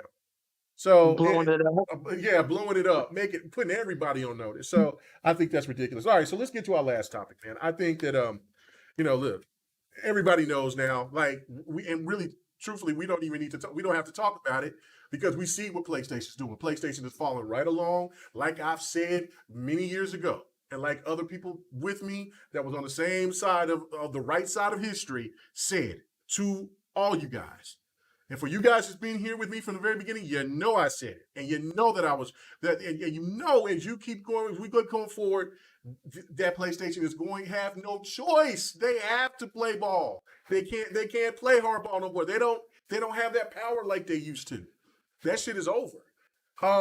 So anyway, let's move on. Last topic, the Twitch hack. I don't know too much about it. Only thing I know is that I got a thing saying that there's a lot of passwords that need to be changed because somebody got information, I guess, to people's to how much they got paid and things like that or whatever. And I even see people that was questioning how much this certain Twitch people got paid. But other than that, I don't know anything else about that. So if whoever knows more about this, please let me know. Let the listeners know as well. Ladies first, because I'll go in, but so ladies first, please. Well, from what I saw, because I ain't seen much, the problem is all this stuff happens when I'm at work and I don't have reception in my building. Oh, Lord, in my office, thank God. So it sucks because the speed is really bad, so I don't get to like play videos and all that kind of stuff. Anyways, from what I saw of it, people were like, "Yo, change your Twitch passwords. Make sure you have 2. What do you call that thing? Authentication? Two-factor authentication. Authentication. Yeah, thank you. I tried. I tried. Everybody was like, "Oh," and I tried hard to say it right. It's all right, brother. It's all right. You did. I did. But yeah. Can I get a C for that? You got thumbs up. Okay. Halfway. Okay. No doubt. I missed it. Yeah. So can I get at least half? Okay. If I get a halfway, I feel pretty good about that. That's a good effort. Good effort. Yeah. Thank you. That's what I wanted was an effort. Yeah. So it also showed people's earnings with Twitch. And it was, if I'm not mistaken, because people were posting pictures of people's earnings. You know how you like, if you're scrolling down on Twitter, you see the caption of a photo before you see the photo. So I saw the caption of like, yeah, these are the earnings, and people earned between, I want to say it was September of 2020 to September of 2021. And in my brain, I predetermined what I kind of had an expectation of what I was going to see. So I thought I was going to see, thousands of dollars. People be putting work into their craft, doing their thing. Salute to them. But me being nosy, I opened it and people made like $3, $4, and $5 million. Not everybody, obviously, but big numbers. Big numbers. Like money is being getting paid out here. People getting paid out here. And somebody else quote tweeted it and was just like, keeping in mind, Twitch gets a part of your earnings. Right. So if this is what the payouts were, this is not what they made. These were payouts. Basically, it was the net and not the gross. And I was just like, hold on. Wait a minute. After the Amazon tax. It was a lot. And there was one person that was on there I think it was No Nothing TV, and I felt bad because there was a 0 next to that person's name, and I was like, you had to and they showed it for everybody to see. Yeah, you ain't had to do them like that. Like, why you had to put a 0? But I mean, not everybody was making that much money, but money was being made, and I changed my Twitch information, which was an ordeal because again, I work in the country and there's no reception. But that's what I saw. I did not have all the details of it. I'm sure Sick has more of the details because he got to see what happened. But that's what I saw. People making bank and change your Twitch passwords immediately. That's what I got from it. I felt hella poor. I ain't gonna lie. No, right? Oh my God. Yeah, listen, I mean, I don't be making my own home and a guest home. I don't be making anything 25. Like that from Twitch, but I don't get 0, so I can't say that. But yeah, no, like, but to hear somebody making $3 million, and I knew that there was, and I did see somebody attacking the one chick, and I see her like she's always at the top, especially at nighttime because when I do fight night. Or when I stream, I normally am a night owl, so I do the stream at night. She always pops up, the chick that does the licking on devices and say, "Does everybody do it? Do it. Don't worry about it." What? Doing all that shit, right? Like, and I remember I was listening, I was watching her, because she'll be in a little bikini, and she's hot, I'm like, all right, but. But then like when she's doing all that licking and stuff, like that shit makes me tense up. Like hell no, so I got to get out of there. But I mean, listen, you can't knock that hustle. Like why you mad at that woman doing what she doing? So when she showing her ass, I see. You know how many? You know how many? You switched her ass. Hey man, listen. No transition, just boom. Listen, you know how many Twitter chicks that I see? Shaking their ass for free on Twitter or on Instagram or on Facebook. You know what I'm saying? I for free, shit, bro. For free. You know what I'm saying? Sometimes I look and I'm like, oh, okay, I'm gonna give you a heart because you worked real hard for that, and that looks a little nice. But then other times I'm just like, child, listen, work hard, keep working hard. Contributing to the problem. Thanks a lot, homie. Thanks a lot. Hey, man, listen, what they do, man. Here's the thing. And my fat ass can go ahead and be in some shorts and a half top, you know what I'm saying? And I'm over here playing some games. You damn sure believe I'm gonna do it. Shit. Like a little drink tonight. Yeah, you know what I'm saying? Shit. With a little whipping going on. Let's go. The thing with the quick boobs and the hot tub and shit like that. Yeah. The thing that a lot of people have brought up is like, I don't know about iPhones, but I know in Android, I know on the website, when you go to Twitch, it specifically says it is in the category of multiplayer games and esports.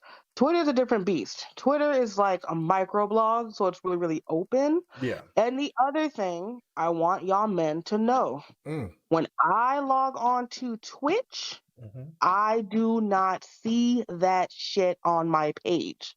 My page, when I log in, I don't really see it either. It's mostly guys at the top.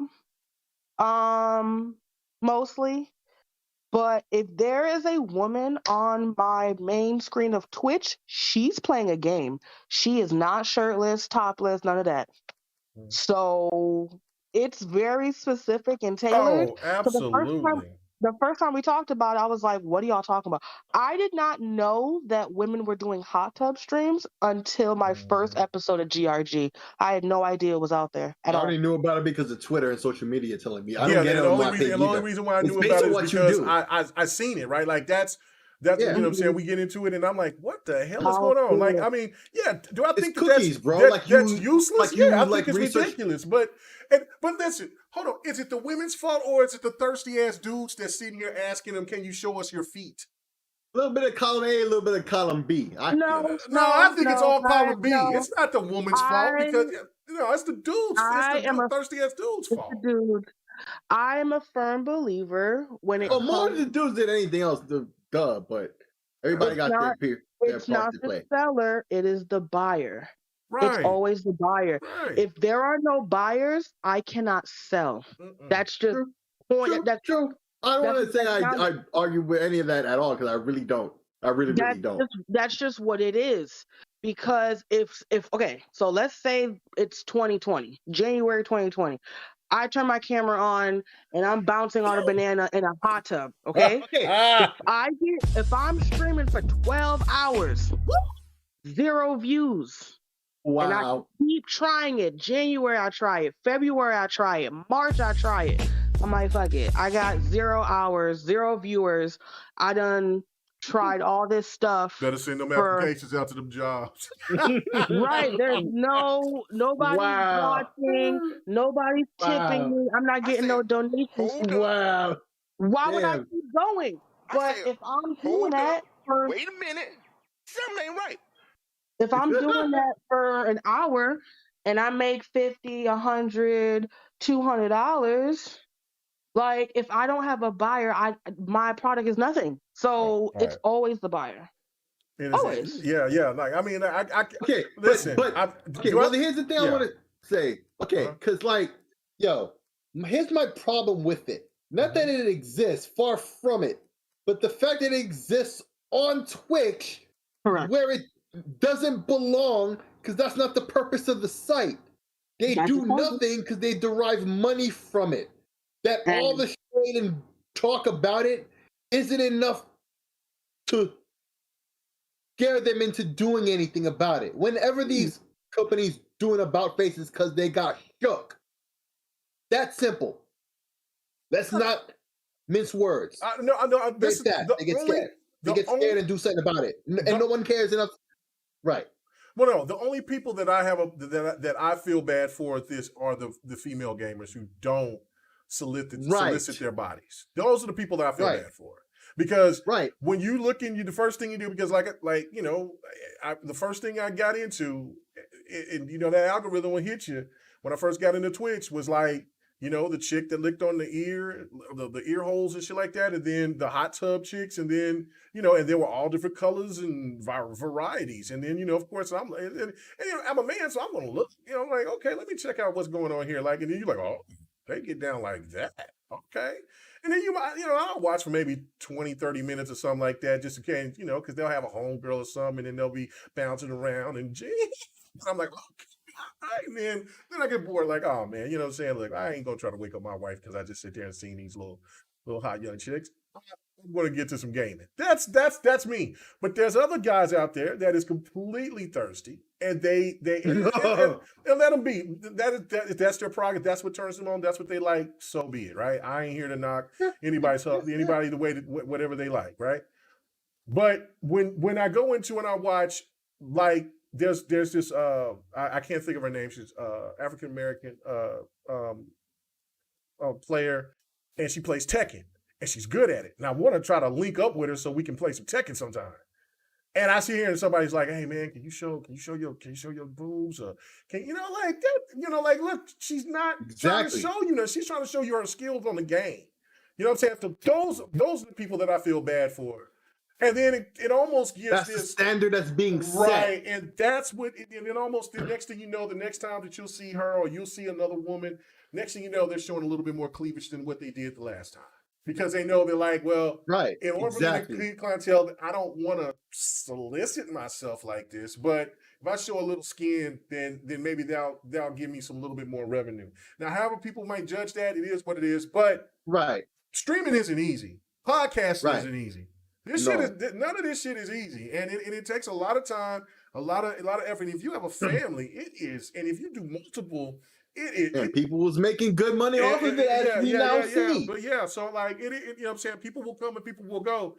And you know who does it for the love and who do it for the profit, because that's however it is. But man, I tell you, it's crazy, man. It is crazy.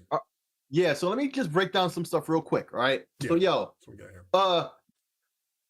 Twitch has been tumultuous in its past history. Has been quite the ordeal to go through. Not only with the hate raids, correct? Mm-hmm. The boycott that did jack shit, right? Okay, and continuing as we've were discussing with the whole TNA all over Twitch, a gaming streaming site, not a TNA site, right? I'm trying to be real PC. I'm trying not to choose war, okay? I'm trying to choose peace right now, right? But still get my point across, right? Now, Amazon could easily spin off another site like Twitch was spun off of Justin TV, right? Justin TV was a general streaming site when netcams were still a new thing.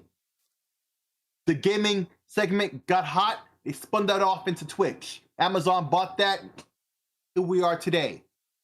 All the stuff that these females is doing, you know, spin that off into something else. That's simple. But they won't do anything to hurt the gravy train because it's just money. They don't care.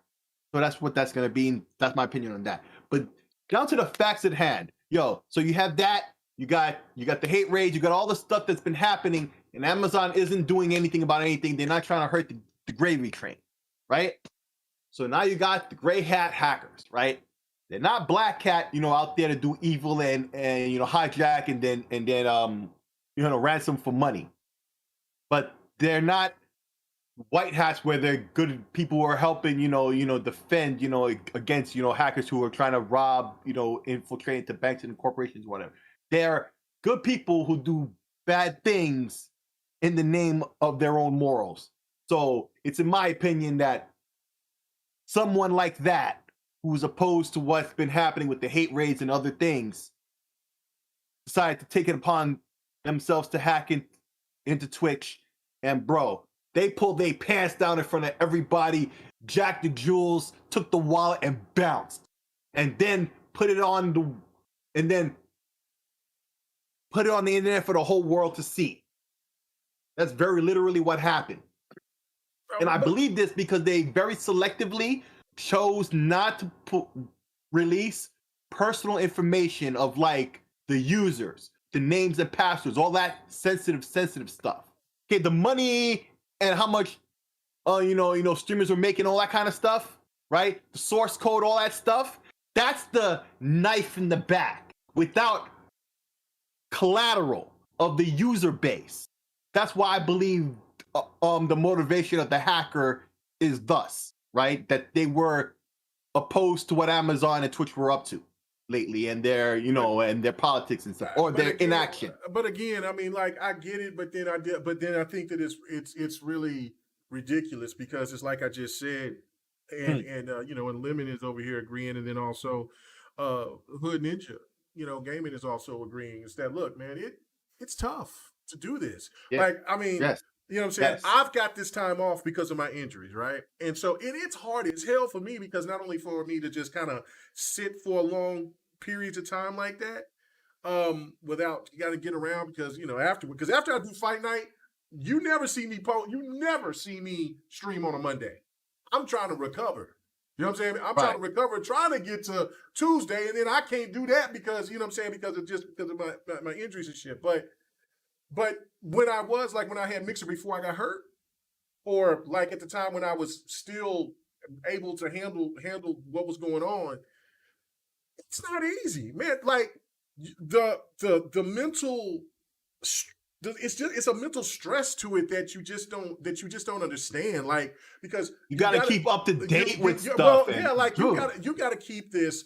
Like, if there's a day that you just don't feel like it, like, you still gotta jump on and feel like it. And because there's people that expect you to be doing what you're doing. Like, and that's why, like, you gotta give kudos to the people that is consistently doing it and just keep on doing it, because that's a different type of mental fortitude that you gotta give those people respect for. You know what I'm saying? Because it is different. It's just like when somebody tries to talk bad about somebody who's a CDL driver, or, you know what I'm saying? Like, okay, good luck dealing with not only traffic, but also knowing, trying to get to your destination safely. You got precious cargo, all of that. And it's just like for anybody that does retail.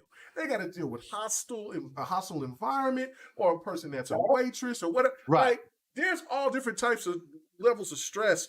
So showing these people's money, to me, it's kind of like trying to make it see, look at them. They're not even doing nothing in order for them to make all this bread. No, fuck that. They're busting their ass to and they earn that money.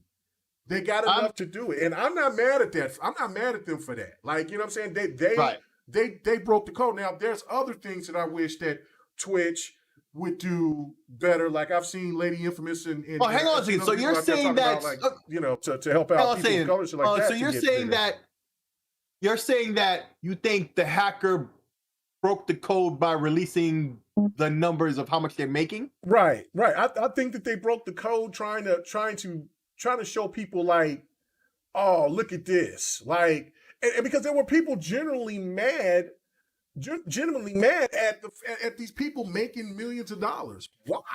Oh, well, that's just jealousy, and that's just natural jealousy. Right, that's what I'm saying. Like, there's always going to be a jealous mofo. You know what I'm saying? There's always going to be. Really, in all retrospective, there's people that's out here looking like, well, shit, if they're making money like that, how can I be down? And then try to figure out how to build your craft to do it, because it's not easy, because like those people have been in the game for years or networked and gotten to a position to where they could do that. There's a lot of people like when you in this type of, and this is crazy because it is a business and it's a business, but there's a lot of people that fight over fucking crumbs and treat it like that you're making millions of dollars and you ain't, some of these people ain't making shit. Like that's what's the sad thing about it. Like there's people actually try to treat people like shit over nothing, over a clock. Like that's why I was like, I'll pump the brakes. I don't need your affiliation if that's how you're going to be. I'm here to just talk about video games. Have a good time. Yeah, so that's the more haters you have, the better you're doing, bro. Right. The more haters you have, and that's why some people they can put on the acting hat and be a certain individual that they can. Other people do it and they take it too far. You know what I'm saying? Like I feel like Salty. Yeah. Salty tried, he's trying to play. And now he's starting to see now because his platform has gotten bigger, but now he's understanding, now he's feeling the pressure. Like, oh shit. Now I'm taking this shit way too far. So you can't. There's a catch-22 to all this stuff. So it's crazy. But anyway, all right, guys, let's go ahead and get out of here, man. It's fantastic. You got one more point you want to make before we get out of here? Yeah. So go ahead. Listen, long story short, they hacked and they put the source code out there. So even though the hacker themselves did not release the personal information, because they released the source code to everything, the servers, Twitch, everything. It's the roadmap for other hackers to have gotten in. So, and shame on Amazon for not just resetting everybody's passwords and pressing that button off bat. Like, I don't know why that didn't happen, right? Because that happened. Because that's happened in other situations before, right? So, change your passwords on everything. I don't care what, because Twitch linked into a lot of other shit, and a lot of y'all be using the same passwords on everything. Y'all don't listen to the security thing. I have my degree in networking and network security. You people, and y'all all know what I'm talking about. Y'all lazy, but I get it. But this is something that can really burn you, especially now that everything is so increasingly digital. If you will lose access to your Xbox account, you'd be effed with a capital F. You would be burned if Microsoft can't do nothing for you. Yeah, I be forgetting because I got so many damn different passcodes now. You know what I'm saying? For the smaller shit, kind of the similar stuff, but then you know what I'm saying? Right. Like I don't give a shit about. Okay, so you want to know about what movies I swear to you all, do not be lax on this. No, don't. Do not. On your Microsoft accounts or anywhere out there. This just shows. I will shed crocodile tears for you if it turns out that it was your own laziness. Just like with PlayStation, like you know what I'm saying. I'll make fun of you. That two-way. Say that word again for me, please. Two-factor authentication. Yes, it's great, especially if you have a phone with fingerprint sensor, where you sign in with your thumbprint. It's linked to your phone. As soon as you need it, bloop, you're good to go. It's easier than anything else and more secure. Right. Just do that. Just do that. Yeah. That's the simple way to do it. But anyway, all right, guys, let's get the hell out of here. It was a good show as usual. You know what I'm saying? Great points, great topics. I did want to talk about Forge, but that could be talked about. I need to make a video. I haven't made a video in a while, so Let me try to get some stuff together. It just goes to show why it got delayed. You know that, right? Oh, yes, that's all I would have said on it anyway. True. So, because that was going to be one of the points too. That now we see why it's delayed, because if they implemented that day one, then you would have more people trying to make their own version of their damn game than play the game. Yeah. So it's pretty crazy. So, all right. So D, where can they find you at? I'm in a few places. I'm on Twitter at Gingy's Mom. I'm on PlayStation and Xbox at Kirby Titan, and I'm on the GRG podcast every Friday, 7 p.m., 9 p.m. I'm tired. My bad. 9 p.m. Eastern time, the Lord's time. Amen. And I'll be back next week. Stop You are outnumbered, sir, by 66 2/3%. Stop it. This slander. Accurate. That's the literal percentage. Okay. Just so we're clear. Fall back, sir. I want to find. Damn, I miss you still, Rain. We're both Central Cast. I miss you still. He's in Florida. What are you talking about? Hey, no. Still is in the South. He's not in Florida. He's not Florida. He got Central Time. You know what I'm saying? Hurry up. Do I need to call your job and tell them to change your time? You know what I'm saying? Shit. You know what I'm saying? We need you back, man, so I don't have to hear this shit from these East Coast cats. Don't need to hear it. Anyway, we know what the true Lord's time is. You know what I'm saying? It's the truth. Y'all don't even believe in Jesus. Y'all don't believe in the Lord. What? I'm in the South, sir. I'm in the South. I went to Catholic school, sir. Okay, anyway. All right, so for the priest. Oh my God! Wow! I said it hurt. No. From them hitting my head with sticks when I would be rude. Wow. Sick. Where can they find you at other than hell? You can find me on Twitter. Worry about my past. I got the yardstick in school. Oh my God. Anyway. All right, man. All right, guys. Thank you so much, man. I have not forgot. I just got so many other things going on right now. Unfortunately, I still am working on this other channel. It will happen. I hate the fact that it's been prolonged as long as it has been, but we will do it, and I guarantee you, it is going to be a doozy. It's not going to be pertaining to gaming so much. It's going to be pertaining to everything else. It's going to be really crazy. So when we drop that, we will drop it, and it's going to be different. This is something I've been wanting to do for a really long time. So that's going to be fun. I do have me another channel, so I could do do streaming primarily, but I don't know if I want to stick with that and then go do something else, because I'm finna redo tomorrow my Facebook page. I'm going to delete this old one that I've had, because I just put it together and I just didn't do it right. So now I'm going to go through like a fine-tooth comb and make it proper. So get ready for that. I'm going to show links to that as well once we get it up and running. Hopefully we'll have it done by tomorrow. And then I'm going to, just find another avenue to start streaming that as well. So I'm still, come catch me on Twitch, catch me on here on YouTube. Also catch me on the place where I'm at the most is Twitter at KMEGA4, man. Thank you guys so much, man. Until next time, man, come and check us out. Hopefully this weekend, me and Don will finally do the Dev and the Gamer and get that popping off, because we do got a lot of stuff to talk about. A lot of Halo. Oh, topics. And Dragon's Den tomorrow, 6 p.m. Eastern. Oh yeah, you as always. Absolutely. Yeah. You Lemon's gonna go crush your damn head. Sit there and you don't talk about that damn Dragon's Den. I'm good. I'm going across my own head, man. I get that show its name, man. I promised it for a long time, so yeah. All right. We are, guys. Peace. Bye. Oh, wow. Said that all soft. Hey, thanks for checking out the GRG podcast. All your gaming news and our special topic of the week. Make sure to join us every Friday night, 8:30 p.m. Eastern, 9:30 p.m. Central, 6:30 p.m. Pacific. This was the GRG podcast.